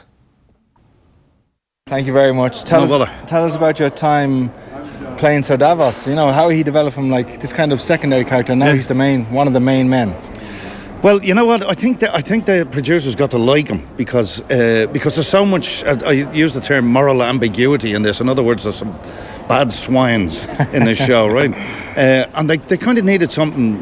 I mean, he's been described as the moral compass of the piece, you know, and I always think he spoke up for the audience. Yeah, that's how I felt about him. That he was kind of going, "You can't do this, man. This is bad. Whatever you're trying to do." There's been several times in the show when you've made huge speeches to the Iron Bank, to the Northerners on behalf of Kings that really swayed it, wasn't it? Yeah, there was. He speaks the truth and he speaks simply, you know. And he's from a very humble beginnings, but he's never overwhelmed by any of this. He's only overwhelmed when people want to do the wrong things for what they think is the right reasons.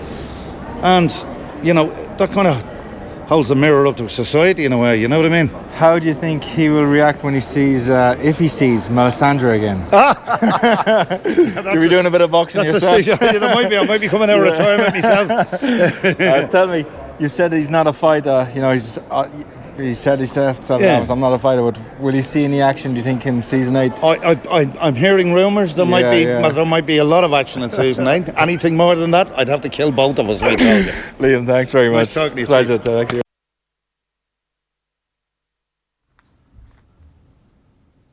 Yeah, I wouldn't fancy his chances, Liam. I mean, you know, in character or out of character against Andy Lee. Wouldn't fancy your chances. Bonus episode will drop today before the 8th and final season of Game of Thrones returns this Sunday, April 14th. You can follow at @offthewall_GOT on Twitter and on Instagram. And 2 massive Game of Thrones fans in the studio alongside me this morning. Alan Quinlan, good morning to you. Good morning, Adrian. We've all just been discussing what's going to happen in the final series. Like, will Sir Davos take the Iron Throne, or, you know, they would sort of the ice knight come down and behead everybody?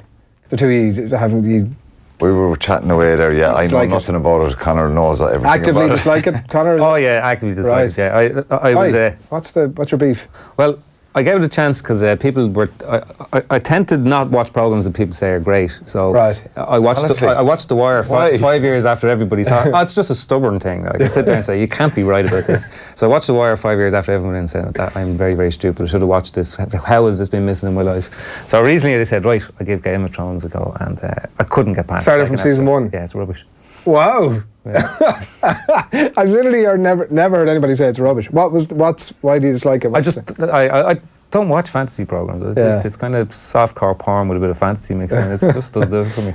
Right. I'll be listening to the podcast. It's pretty ruthless. Like it's ruthless with its characters. Obviously, it's one of the main things that, you know, you're like getting heavily invested in Sean Bean or whoever it is, and before you know it, he's... Come on, get into a bit of sport. I don't know what you're talking about. There's a podcast about it, you can listen to it. There is, it's actually excellent. I highly recommend it, so do check it out. Right, time to talk rugby, and Quinny, it's a good weekend to get into, and we'll talk about some of that in a few minutes, but the comments of Israel Folau have dominated a lot of the rugby headlines this week. He's had various meetings, it seems, with Rugby Australia. They're all indications from them so far that on the back of these homophobic comments, which we're not going to repeat, the lads were chatting about them during the week, they're not, in my view, worth repeating. They exist and people, I'm sure, will be aware of them at this stage. What happens here? What happens here? Well, Rugby Australia, in fairness, you've got to applaud them for their stance and the way they reacted very, very quickly. This is the second time it's happened. He did it last April as well, and it got a lot of attention. And a lot of top rugby players at the time condemned what he said and disagreed with what he said, and I do as well, and I did at the time, and I do now, and I think the same reaction, it's been a stronger reaction from the rugby community, if you like. The worrying thing here is there's been a lot of likes to his posts, which, you know... some of them from other high-profile rugby players? Naholo, Waseli Naholo, the New Zealander, liked it. Francis Saili liked it, but clarified that it was a mistake really quickly afterwards, and you've got to take him for his word at that. I'm not sure what other rugby players have liked it, but it seems like such a forthright thing to have said, and then to jump in and like it. You know, it's like who the hell is Israel Folau to tell people that they're going to hell? That just because he believes it, because he's read it in a book somewhere. It's absolute bullshit. And I met the guy last summer in Australia, and seemed like a very nice guy. He was very open. I interviewed him, really polite. He seemed good with all the kids around after the game, standing in for photos, very, very polite to everyone. But, you know, he's telling people they're going to hell for all these sins. It's not his job to start preaching that rubbish to people, and you know, people should be allowed to be who they are. We're all sinners, probably, you know, in the eyes of our Lord, but you know, yeah, and his version of a sin is... Well, you're going to hell if you sin, and that's not what I've been taught in Well, I take issue my with religion. with his version of what a sin actually is. Like, rugby obviously has an opportunity, Quinny, to do something here, right? Like, they have an opportunity to take a stance against one of the most high-profile international players in the game right now. Do you think, will they take that? I mean, as a game? Look, I think here, the issue here is freedom of speech and all that is fine, but if you're employed by someone and you're representing not just his own people in Australia and the Waratahs, but essentially he's representing everybody who plays the code of rugby union. And to be fair, we can all talk about values and good values and stuff like that, but 99.9% of people, I think, in rugby would think that this is discrimination against people who want to be themselves, who want to live a normal life, who've probably been through incredible trauma to maybe you know, find out who they are and the struggles they've had with their sexuality.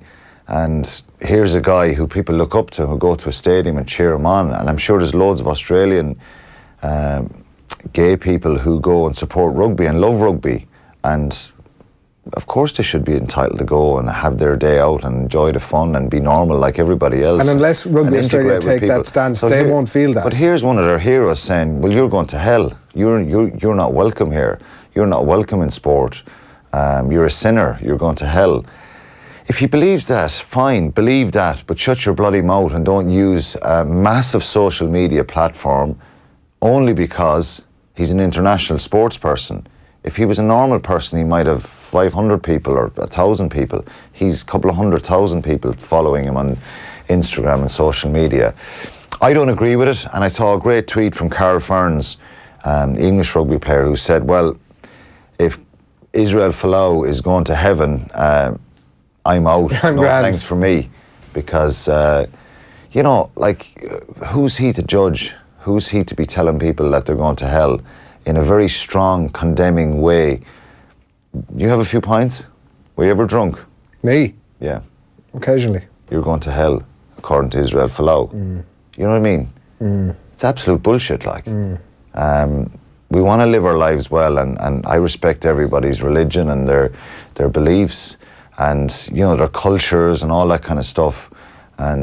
But like, here's a guy who's using a platform to tell the world, go and preach it in you know, around Australia if he wants, and let someone else report on it.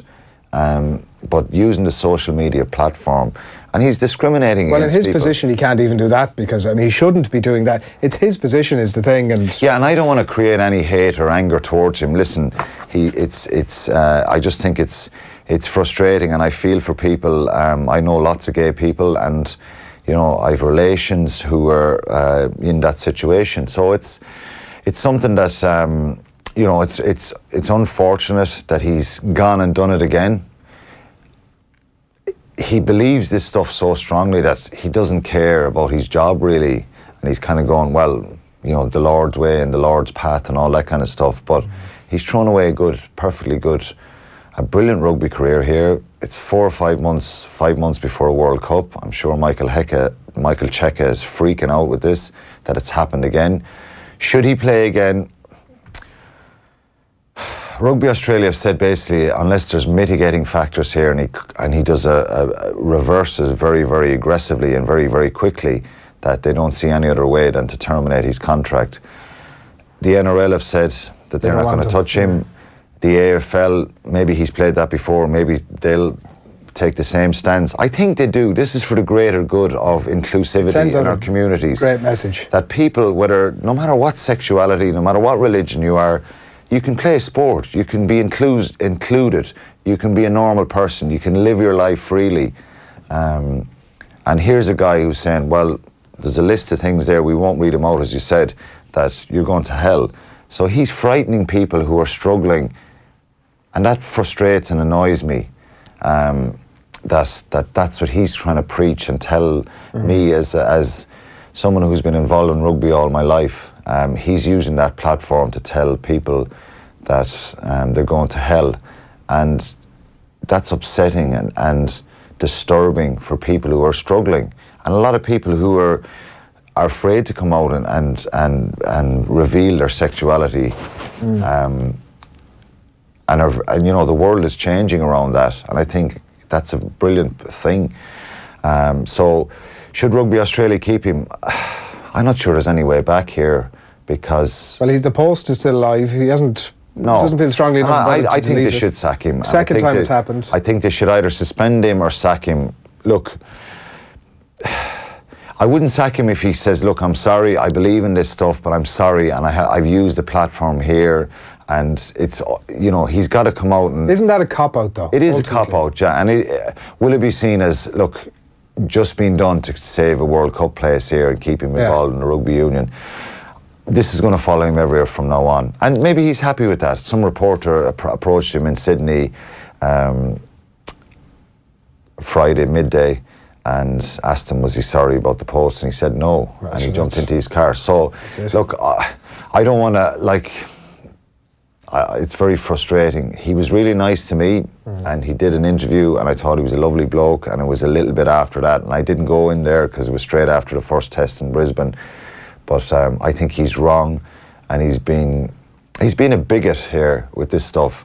And I just want to say, whether my voice has any meaning to anybody else, than anybody out there who's struggling around their sexuality, don't believe the bullshit that Israel Folau has put up on his social media posts, because the vast majority of people don't believe that. And be who you want to be, live your life as best you can as a good person, not being judged by someone who believes that crap.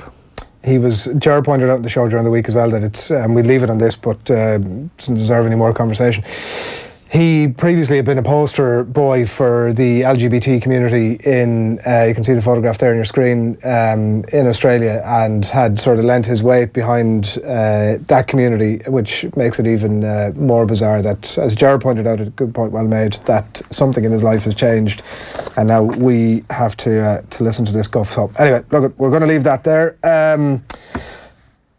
Munster tonight, they're off to Benetton. We've been discussing a little bit earlier that Benetton obviously in good form. They dug it out against Leinster last weekend. A hodgepodge side from Munster tonight? Yeah, it's a weaker side, and Johan van Graan has made that decision. And you know, I spoke earlier in the week about, if it was my choice, I would have tried to gone as strong as I could there. But look, there is a bigger picture here, and the bigger picture is Saracens next week, and you've got to rely on squad depth. And maybe if you played a full strength side tonight, that their minds might have drifted towards next week, and some guys might have been minding themselves, and the travel, all that kind of stuff. So, you know, to be fair, you've got to trust the coach. It mightn't work out for him. No. Benetton have made one change. They've all their Italian internationals playing. They got a great result in Dublin last week. So it's a real test for this Munster side now, and there's a lot of guys there who will be chomping at the bit to try and prove a point, and they're getting a responsibility. It's still a decent, very good team, but you're away from home. Here's a team that's you know, sitting third in the playoff positions of Conference B. They've won 10 games. They've lost 7, 2 draws. It's remarkable, and it's brilliant to see them right up there. So you can imagine their determination and their desire to try and win tonight, which would effectively, you know, keep him in the hunt going into the last weekend, and keep in a very strong position of finishing third and being in the playoffs and being in Europe next year, Adrian, which is massive. So it's a tough task, but the risk maybe the risk of getting guys injured. Normally going to Italy, throw out your second team, everything will be grand. It's just the difficulty being that they're trying to lock down their spot. And that's good. It's good that it's different, isn't it? And even Zebra, even though they haven't won, you know, they're bottom of Conference A. They've only won 3 games and lost 16, but they've been far more competitive. The games that Zebra have lost, Even some of them on the road have been very encouraging. So that's the whole reason why the Italian's there, and everybody wants them to improve in the Pro 14, and it's brilliant. And there's a lot of good structures, and there's a lot of good players coming through. So that's good to see, but it's a challenge. That's a tough challenge for them. Connacht, they play Cardiff. They have a chance to guarantee playoffs. If they win there, they can't be caught then by Cardiff at the weekend. And Glasgow, Munster will be looking for Leinster to do them a favour. Yeah. It's like something that'll happen now that Munster will lose to Benetton and Leinster will do them the favour. It won't matter because I think it'll be back in. But Glasgow, look, it's in their hands. If they get something in Dublin, get a win in Dublin, they're home to Edinburgh the following week, which they've lost to twice already. Edinburgh are very strong this year, but you know, it's Munster have taken that gamble, and maybe we'll see. Yeah, we'll only know once it happens. One of the most interesting selections for me for the weekend was for that you mentioned Edinburgh Ulster tonight. Jacob Stockdale, 15 for Ulster, played there for Ireland under 20s. Is this Joe Schmidt looking at everything that's gone on over the last couple of months and made a little quiet call to Dan McFarland and said, "Listen, I need some backup here. Put him in." I'm not sure, but look, he played so well for Ireland in the 2016 under 20s when they got to the final, and he's multi-talented. He can do that. Was he? Do you know? Was he playing there regularly at that time, or was that a stopgap? No, he's played a couple of times there for Ulster, but he's played in the under 20s at fullback and underage rugby at fullback. So it's something that for sure he can do. Yeah, I think look, you go back to the Robbie Henshaw gamble or against England to see if we could kind of get some more depth at fullback, because that prospect isn't done though, is it? Like, I mean, no, it's not, and I wouldn't be against Robbie Henshaw going back there again. Ireland had a bad day at the office that day, and a lot of people focused on maybe the gamble at fullback and stuff like that. But the more guys you can get to play there who have that versatility in the back three, brilliant. He has a big boot of the ball. He's a left peg as well, and he's very strong and physical. You know, it takes a bit of time, and the way the game has gone with the kicking trend in rugby, the aerial battles are vital. And you know, Rob Kearney, that's why he keeps coming back, and people keep talking about, and he keeps responding to some criticism at times about his attacking game. He's so good in the air, and so yeah, it'll be interesting to see how Stockdale goes. And again, it's 6 months out from World Cup. If he has a run at full back, it's another option for Joe Schmidt. Defence is obviously the thing that we assume is his biggest weakness, obviously, which is kind of surprising in that context. And it's not the physicality or the ability.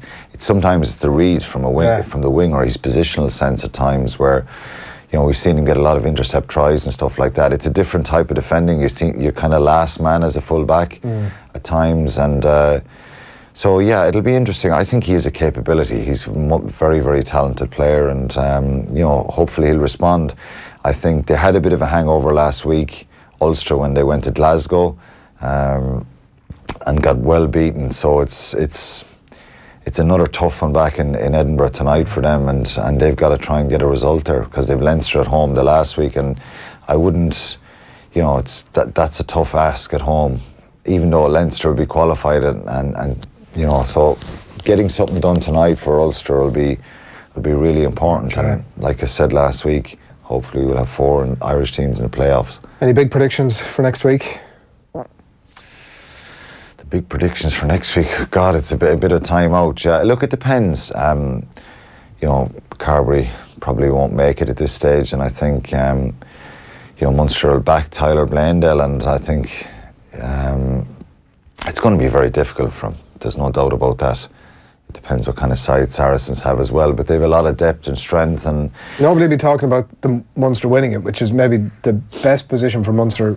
Has always been the best. I think Mark McCall will be very conscious of that, and they came to Dublin 2 years ago, and there was a real kind of rallying cry for Munster in Dublin, and it'd be, you know, it just didn't work. Saracens control that game. They're an exceptionally good side, and that's the reality of it.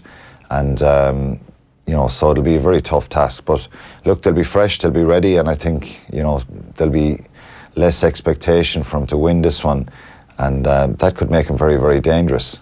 They need to get a 9 or 10 out of 9 out of 10 from everyone across the board, and stop Saracens at source. But they're a very good side.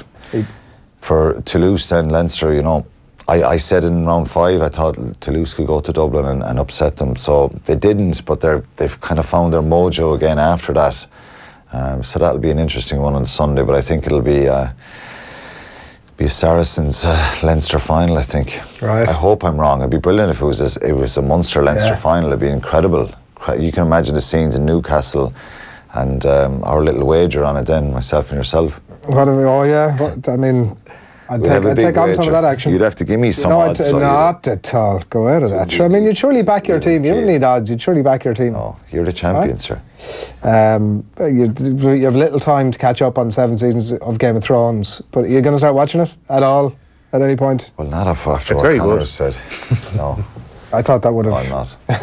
Israel Folau is not going to be watching Game of Thrones anytime soon. It strikes me that ticks a lot of those boxes on his list. Maybe he'll be in Game of Thrones next, because he mightn't be playing rugby for a while. For the chap. Quinny, thanks million for coming in. Enjoy your weekend. That's Alan Quinlan all the weekends, rugby and more as well. We're going to be talking Masters next here on OTB AM with John Duggan en route. Just a reminder too that you can listen to the show every morning, of course, on offtheball.com.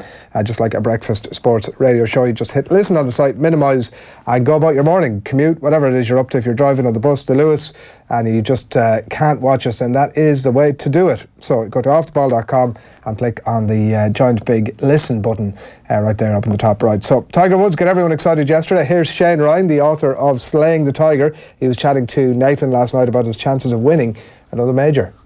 Yeah, there's 86 others with a shot. So probably one of them will, but who knows? Maybe this will be his week. Yeah, it is the perfect start, though, from a storyline point of view, to have Tiger right there. And I don't know how much of a surprise this is, considering Augusta is the type of course where form and knowing how to get it around is so important.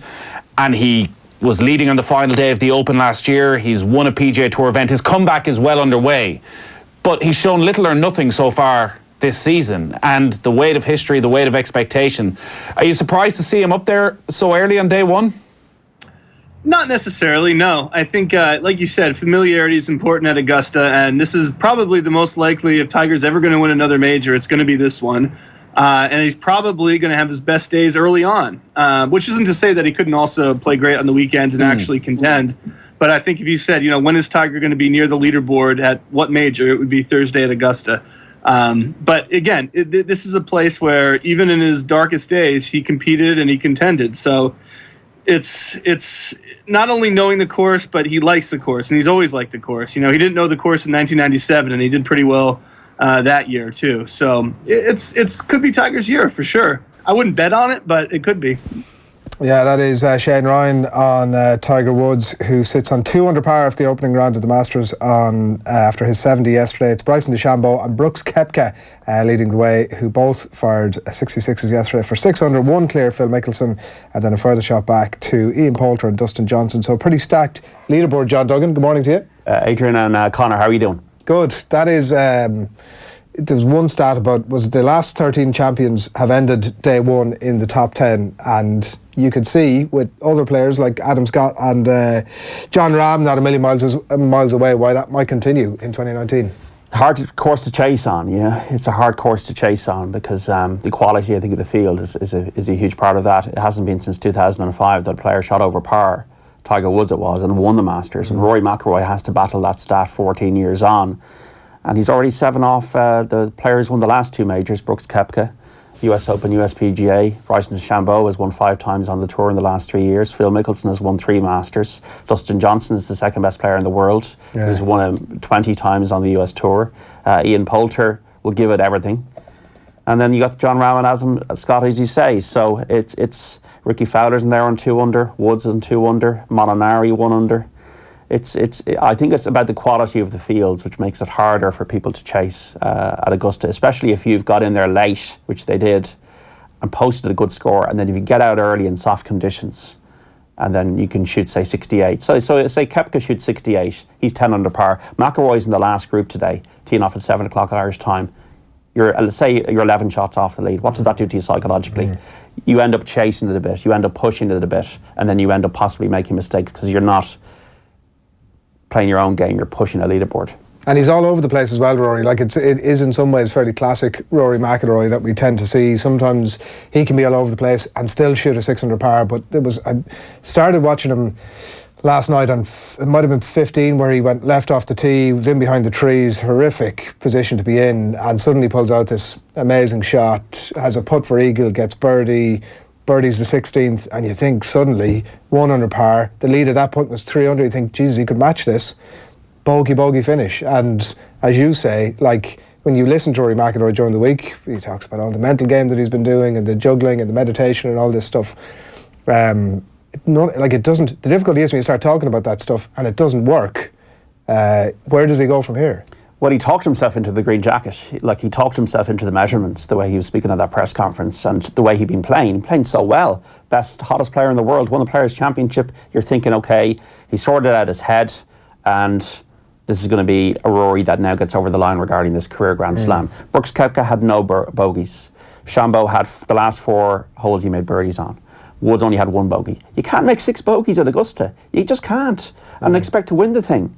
You just can't. You can't have sloppy errors in what you're doing. And even from the first tee shot, a nervy opening tee shot that went off to the right. And to me, that's poor. That's poor from somebody who should be just striping it down the middle and maybe shooting. It would be much better for McIlroy to shoot 70 with just 2 birdies and no bogeys than to be shooting 5 birdies and 6 bogeys. Yeah. And he could shoot 64 today. It's not beyond the realm as a possibility, but he's immediately under pressure. And he's chasing all the way now. Chasing all the way now, and I think we've seen before when Spieth, when he won by that record total in, I think it was at 15, he was miles clear. I think he shot 66 and 64, and there's just too much quality at the top of the leaderboard. I think McIlroy's Masters is over now, and there's just too much quality at the top of the leaderboard. The classic cliche, you can not win it on the Thursday and the Friday, but you can lose it. I think he's lost it. I think with the two at the head is in the lead, like Bryson DeChambeau, as everybody knows, very quirky kind of individual, but he's a winner. Like he's a born winner, even from his amateur days. And a bit like Brooks Koepka, they've no scar tissue here. Like, but Koepka has won every major that he's contended for. I remember listening to Shane Ryan speaking after the PGA last year, and Koepka, who didn't even make Shane Ryan's book, which in 2014 was about who would be the next great golfer to succeed Tiger Woods. Like he mentioned 14, 15 young golfers: Rory McIlroy, Dustin Johnson, Jordan Spieth, all these guys. Koepka didn't make it. He was on the European tour. You know, he decided to go to Europe to try and cut it as a golfer. But he has won every major that he's contended for. Like they say this about Dustin Johnson, you know, that he doesn't have a heartbeat, that he hits a bad shot, but he can get over it that quickly. And I suppose the implication is nearly that Dustin is unaware of the magnitude of his mistake. But like Dustin Johnson was winning at a rate that Tiger Woods was winning at on the PGA Tour in 2016, 2017, and he's been in the final group in 5 majors and only won once. Koepka's different. Koepka looks like he's the sort of fella who could actually pull away from the field if he has a good day today, which buys into, I think, what John is saying about Rory McIlroy. He doesn't just have ground to make up on what he has already not shot. It's what Koepka can do from here on in. And if Koepka starts well today, it could be a big number after Friday. Yeah, I see Johnson on 4 under par. I always feel that, and he's somebody who's definitely got that capacity, I think, to kick on over the weekend. I've always felt that commentary around Dustin Johnson has been so unfair to him, that idea that he's on the tee and there's literally nothing going around in his head, that's the... Padraig Harrington has that theory about you're either uber... If you're really good, you're either uber intelligent or you're uber dumb, and that DJ fits that. I've always felt it's very unfair to him. Yes, Dustin, he's been around quite a long time, and he's 34 now, and I remember like the US Open that he lost, I think it was out in Washington State, the greens were awful, and I think he 3-putted, and last year Shinnecock was very windy, and he is a winning machine. He was won already in Mexico this year. I almost have felt that his game has not been suited to Augusta because of the way he hits the ball, he hits a cut. And I do think just because somebody is, and I think as well with Brooks Koepka, as people are kind of going, well, Brooks Koepka is a bit dull. Maybe he's just quiet. Maybe he doesn't want to engage in the celebrity game with the media. And I do think there's a there's kind of sometimes whispering articles that you get in the press about Dustin Johnson and that kind of thing. And why would you want to be going and talking to the media if you're getting these whispering articles or these rumours and all this kind of thing going on? So, I do think it's unfair to somebody's talent, and I also think that human beings are not, as sports stars, are not all of them geared to be media performers like Tiger Woods, like Phil Mickelson, like Ricky Fowler, to have all their social media correct and everything is very entertaining and that. And I think sometimes we get spoiled by golf because you're generally played by quite theoretical kind of thinkers. Padraig Harrington being a very clear exponent, close to home of that. And I sometimes think we're spoiled. I mean, we get access to golfers that we wouldn't get really in other sports regarding their thoughts, regarding their the way they feel. They've been doing 20-minute press conferences, or you wouldn't see Premier League footballers doing that. And if they'd be doing it, they'd be looking forward to the game.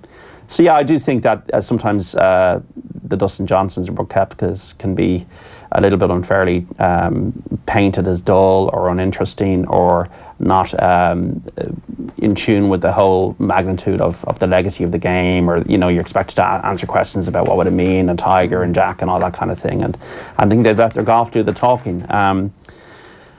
You need to hit along at Augusta and you need to get in position, and there are two guys that, the thing about it is one of them might start to falter over the next 3 days. Will both of them falter? Will Phil falter, possibly over 4 rounds at the age of 48? Tiger, I watched him on the kind of the red button yesterday, and I thought he was a bit loose at times with his shots. He only made one bogey, but he was a little bit loose at times with his putts and his shots. And he drove the ball very well early in the round in particular, and you're thinking, well, if this guy's in position off the tee, it's going to take a serious effort to beat him. But it was almost like he was playing a little bit safe after, on the second hole, he had an iron in on a par 5, and he played the kind of downhill long iron right to left, but he played for the good miss, if you know what I mean. He left himself in the bunker. Now he got up and down for the birdie, but on a Sunday you're taking that on and you're taking the risk of turning the shot over too much. It ends up in no man's land on the left and you drop a couple of shots. So what makes today really interesting, two things, is the fact that it's DeChambeau and Koepka at the leaderboard with a low score. It means that the idea of playing safely for 2 days is gone. You have to go and attack. Tiger Woods will have to attack today. Rory McIlroy will have to attack. Anybody that's not 3 under will have to go and attack whenever they get out on the course. The other thing is the chance of rain. Rain changes Augusta completely. Like in was it 2007, Zach Johnson won a very wet Augusta, a short hitter, but like the theory that a wet course suits the longer hitters because they carry the ball further off the tee, it doesn't check out in Augusta all the time, because the par 5s then become equalised and nobody's going for the green in 2.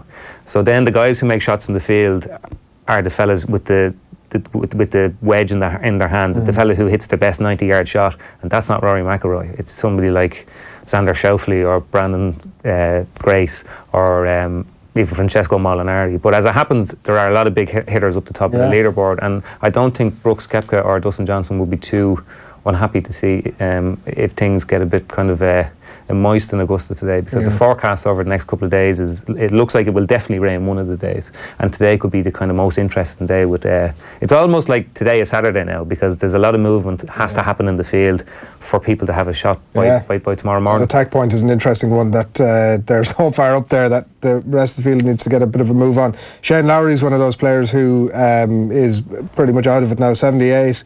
On day one, he's clearly doubting himself. Asked whether he could get back into it, I don't know, he said. We spoke about the photograph that's on a lot of the newspapers this morning that speaks volumes about his mental position. The body language, you can see the facial expression, it's exasperation. Vincent Hogan, the Irish Independent, is out there, a good paragraph about him here. Lowry's round amounted to a grim, monotone struggle that left him questioning the pressure he'd put on himself just to get to Augusta National, let alone navigate his way around the toughest country estate in golf.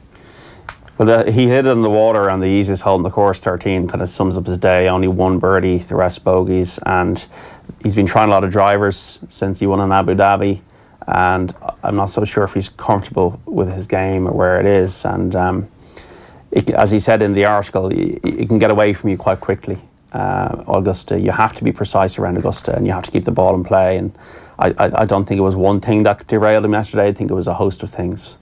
And you just can't make 7 bogeys around Augusta. And that's just the way it is. You disappointing performances like Matsuyama, I would have expected to contend, and he's 3 over, and Patrick Reed, the defending champion, is 1 over par. Jordan Spieth seems to completely lost it. He can't hit the ball straight, and he's got the yips. Justin Rose didn't have a great day. So if you can let it get away from you, Augusta, you have to be in a degree of equilibrium with your game. And we saw Brooks Koepka describing his round as the best ball striking round he's ever had in a major. There's just too much quality. And also the par 5 performance is a huge thing.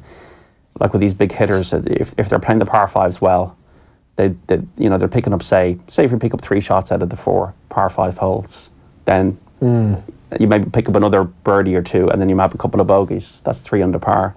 So John Rahm would definitely be still in the conversation as well on 3 under par. Adam Scott would be in the conversation as a previous winner, but Kevin Kisner has won recently. He's one of the players, I think you're talking about, Conor, one of those precision players if the weather turns the correct way, and Ricky Fowler. But I'd be very surprised if we're talking about if there's somebody we haven't talked about right now that's going to win the Masters on Sunday. Yeah, I think it's going to be Koepka. And now it could be like he could go out today and have a very poor start, and until you bottle your first major, you haven't bottled a major yet. You know, so like there is a chance that it could happen, but he was so cool in the PGA last year, and was in Bethpage, when all around him there was chaos breaking out because Tiger was on a different hole and Tiger was getting into contention, and I think it would have been very easy to become distracted. But it wasn't just how long he hits it off the tee. His long irons were so straight, and his putting was absolutely, like, he's an aggressive putter as well, which in Augusta it can be hard to do because it's almost a psychological thing. You see somebody like Ricky Fowler or Brad Snedeker, they aggressively put. It's very easy to knock it 3, 4, 5 more feet past. Yeah, but Koepka, I think, is the sort of guy who will keep being aggressive on his putts. He won't let it, like, people talk about McIlroy's putting being, he's not a good enough putter to win in Augusta, but he's a streaky putter, and I don't think it's his putting that lets him down. It's a reaction to a bad missed putt. The second hole last year in the final round being the classic example. Temperament. I think you're talking about temperament. He stood up on the third tee with an iron then and put it into the trees, and you're just saying, well, hang on, like, you still made birdie on 2. You've made 2 shots on Patrick Reed. You're just so disappointed not getting the eagle that you've let it go to your head.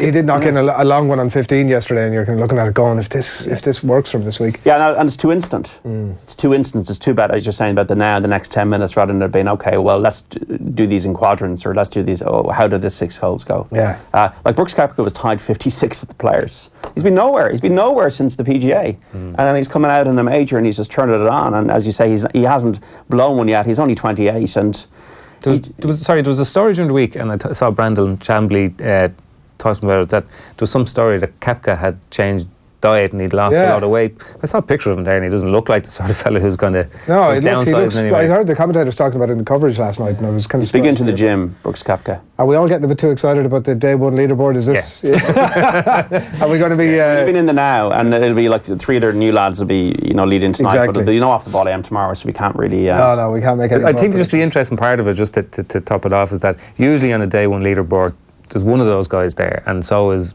Fred Couples and Bernard Langer, But whereas this actually has the look of a Sunday leaderboard, and when it starts to take shape that quickly, it's hard to imagine them all coming backwards. No, some of them will, but some of them won't. And Butch is back. The biggest news of the week. Butch Harmon is back behind the mic. Everybody's happy. Makes everybody feel comfortable and homely, and can put on the slippers for the weekend. I do this for sport a lot. I turn down the TV sound and I just watch it. Do you really? I also watch the red button a lot.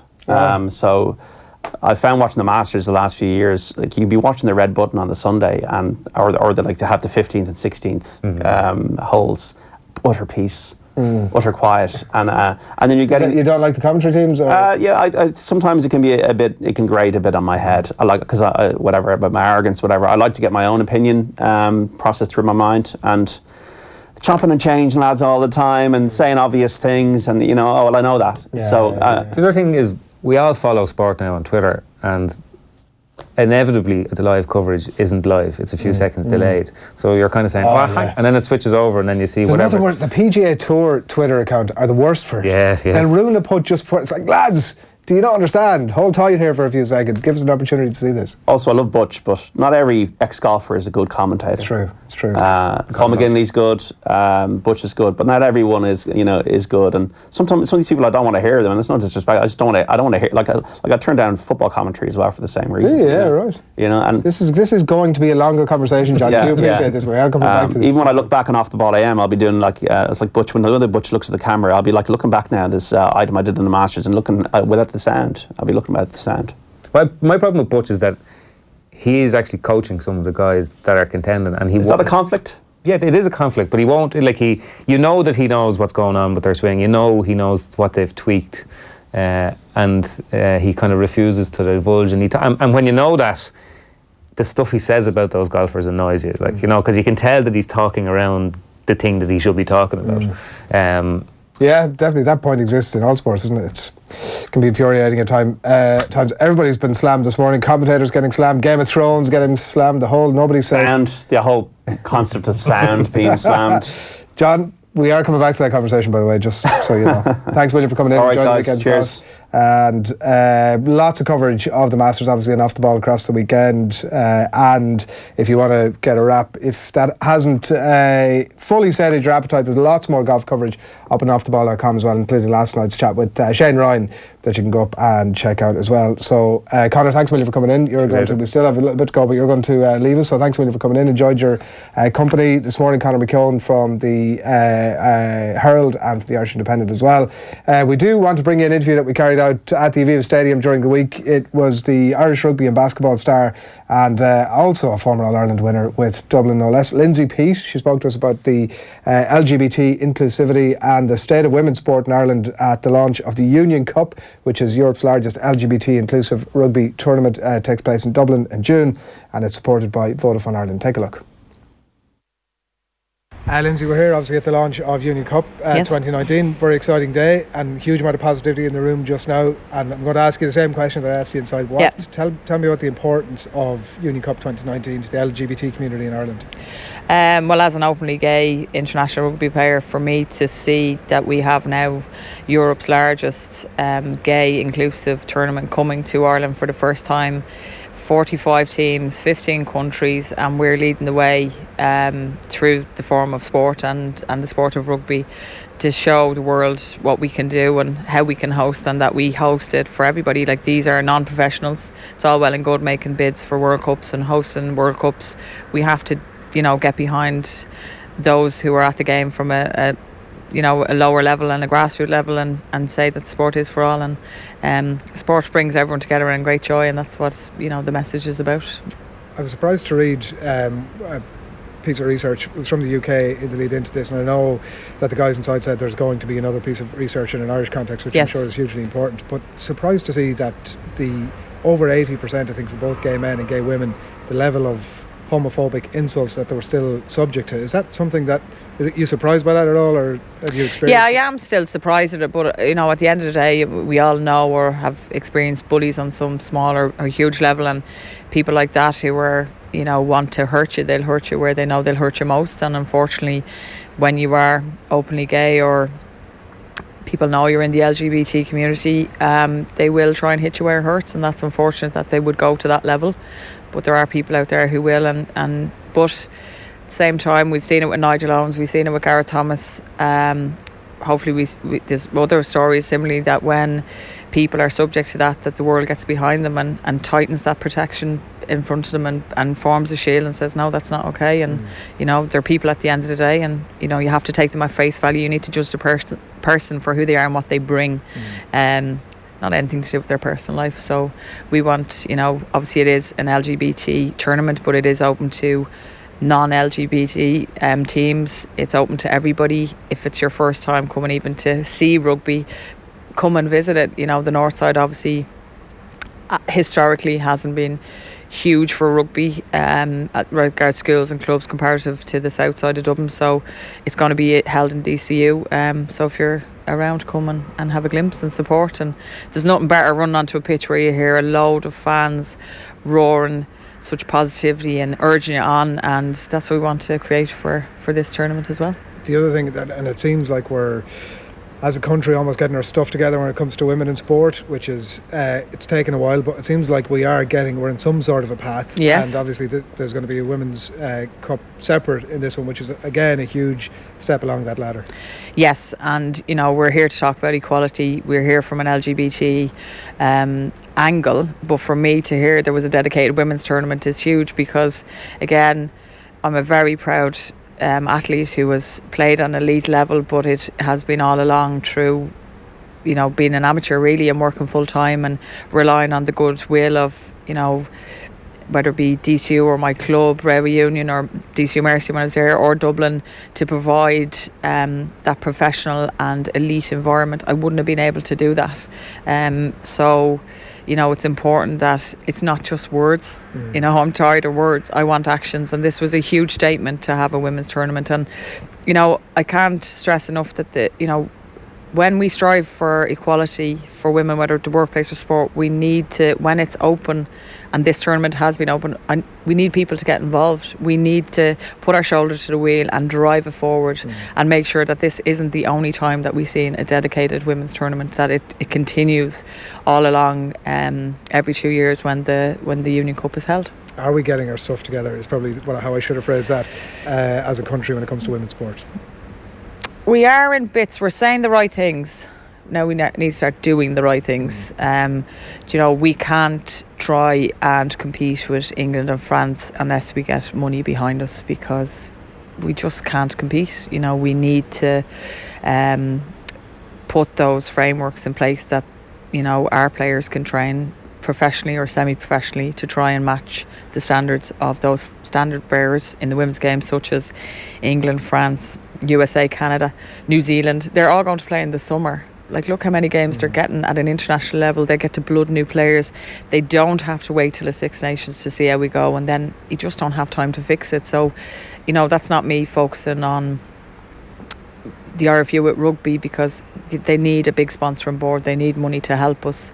And it's about everybody rolling in. And as I said, it's the goals and the words are fabulous, but I need stepping stones, and I need stepping stones towards actions to push this, and how far, you mentioned the RFU and obviously the sponsors, because I think that might be one of the key parts to unlocking all of this. Yes. And there are some major blue chip brands obviously involved with Union Cup, which is great to see, but how far away then are we from, because I think if anybody pays any attention to what's happening in the women's game with the Six Nations, there has been a bit of regression over the last 3 years, down to some of the reasons I think that you've mentioned in terms of what's happening in England and France. How far are we here from getting to that level? I think we're a little bit off. We are a little bit off. When England have to be, this just didn't happen overnight. Say if we focus on the Tyrrell's Premiership, this didn't happen overnight. The RFU, yes, there was uproar about them taking back the professional contracts, but they actually reinvested the money into the club game because they felt it was better spent there, and I think that was the right decision. They've obviously introduced the contracts again because hopefully the success has brought more revenue and more revenue to be invested and give back those contracts. So if we're talking about sponsors, we probably need a sponsor of the AIL. We need to look at the provincial structure, because they'll all have impact to feeding in, as we can see with the men's game. You have schools rugby, you have colleges rugby, you have under-20s, you have a pathway. So now when we see the likes of Josh Van der Veer and Dan Levy, who just didn't appear out of nowhere, they've been on a pathway, they've been on a journey, they've been on a development journey. So when they come up to international level and they get their chance at the autumn internationals, they're prepared. And we've had crossover athletes, but we have seen the likes of Leah Lyons from Menyabreen, who've played in Skibbereen and Highfield at a very young age, and you can see the skill, the difference in the skill set, and you can see then Leah playing in Harlequins and Anna Kaplis. Now we have to pay attention and give credit to the foundations that were laid here for them, but the fact that they're playing against internationally recognised players week in, week out.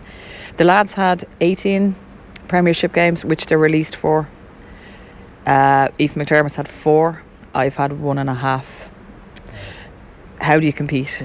So is there a danger then that, the likes of yourself is looking at what's going on over there, and as you say, the professional contracts are back, and that's only going to raise all boats, I assume, that it'd be pretty tempting to get out of the game here, I'm sure, and go over there and earn some money out of it? Well, yeah. I mean, if I was 10 years younger and a club over there felt I was good enough and I didn't have the family commitments I have, I would be gone. You know, because of my competitive nature, I want to be the best, and to be put in an environment where, again, I'm pitching myself against the best in the world. That's where I want to be.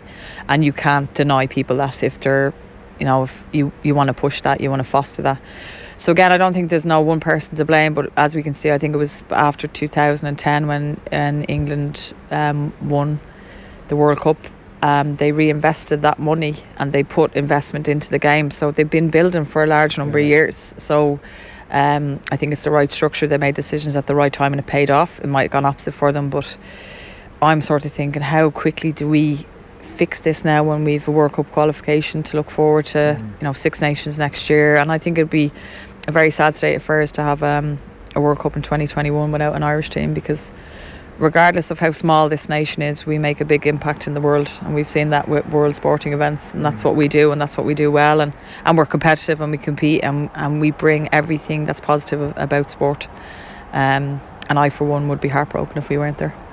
Is there any sense that being out here more, because I think a lot of what you're talking about is encouraging and nurturing the grassroots and building it from there, is there any sense that on the other side of that too, the likes of yourselves been out on this pitch a bit more often, that might actually help grow the 100%. If you don't expose your athletes to the world, how will the world know them? And what better stage when in a historic venue, whether we're obviously talking about rugby, but there's been historic nights in soccer here as well. So again, we spoke about big sponsors who are, you know, influencers and powerful people and organisations sending a message to the world. I'm asking those people to do the same with women in sport and get behind us and take a chance and see where it can go, because I think we can go very far. And I think we've seen it in the States, we've seen it in other elite women's sports, that the AFL final, over 54,500 watched in the Oval. I want that in this day. Like, the lads knew their way around the Aviva. I've only been here as a spectator, and what I would give to play in front of a full stadium. Like, I'll take to my dying day the memories of running out onto Croke Park through that tunnel, and they're just some of my happiest memories, to play in the third largest stadium in Europe and to have that opportunity. And not all athletes will have that, and I want to change that, and I want to do all I can to action that change, not sit here with you as much as I'm enjoying it, but to talk about that. Good. Well, I think the movement in general could do with more people like you and hearing more of that. I know the words Thank you very much. So far. That was our conversation with Lindsay Peat at the Aviva Stadium during the week at the launch of the Union Cup, that took place in Dublin, in the north side at DCU in June. On the day, we also spoke to James McGill, who's the HR director for Vodafone, who are one of the proud partners of the Union Cup, about their involvement in the tournament, Europe's largest LGBT-inclusive rugby tournament. James, just tell us why Vodafone have gotten involved in the Union Cup Dublin this year. Yeah, listen, we're delighted to be involved in the Union Cup. I think it sits really, really comfortably for us. At Vodafone Ireland, we really believe in diversity and inclusion. Yeah, so that everybody should be able to live their lives and come to work without judgment and without suffering bias. And for us as an employer, we think that's really important, because people bring their whole self to work and deliver their absolute best. So getting involved in something like the Union Cup, which is about diversity, which is about how we can support the LGBT community, absolutely delighted, and it fits really well with us. And a women's tournament for the first time ever is, I know, again, very consistent with Vodafone's message. Yeah, no, it is. I'm delighted to see that they're going to have a women's tournament for the first time. As you say, we have a long and proud history in terms of gender diversity, and that, again, it sits on the same ethos, that people should be able to live their lives and bring their best to work without judgment, without suffering unfair bias. And our emerging support for the LGBT community, which is probably over the past 3, 4, 5 years, has been grown out of that basis, grown out of that same ethos of equality and fairness for everybody. Yeah, that was James McGill of Vodafone at that Union Cup launch during the week. You can check out all of his interviews with Lindsay Peat and Nigel Owens as well, all up on offtheball.com. and plenty more on that over the next while. And also including, I believe this evening, Quinlan Foley of our Off the Bench podcast is going to be in conversation with Shirley Corcoran, who's the president of Railway Union Rugby Club, for the latest episode, and there will be some interesting stuff out of that. So that's coming away on Off the Bench. Keep an eye on the Off the Ball social channels over the course of the day. We'll bring you more news on that. A busy weekend on Off the Ball upcoming. We're going to have live coverage of Crystal Palace against Manchester City on Sunday, and Dave McIntyre is going to be in the commentary box there alongside Gary Breen. We have, I believe, Nathan Murphy and Kevin Kilban on duty for the big one this weekend at 4:30 start on Sunday. Liverpool up against Chelsea. Just both of those games obviously deciding which way, what turns the Premier League title race may take over the next couple of months in the run-in. So that's this weekend on Off the Ball on News Talk. Off the Ball live tonight, of course, from 7 o'clock with our usual favourites of a Friday evening, Friday night racing.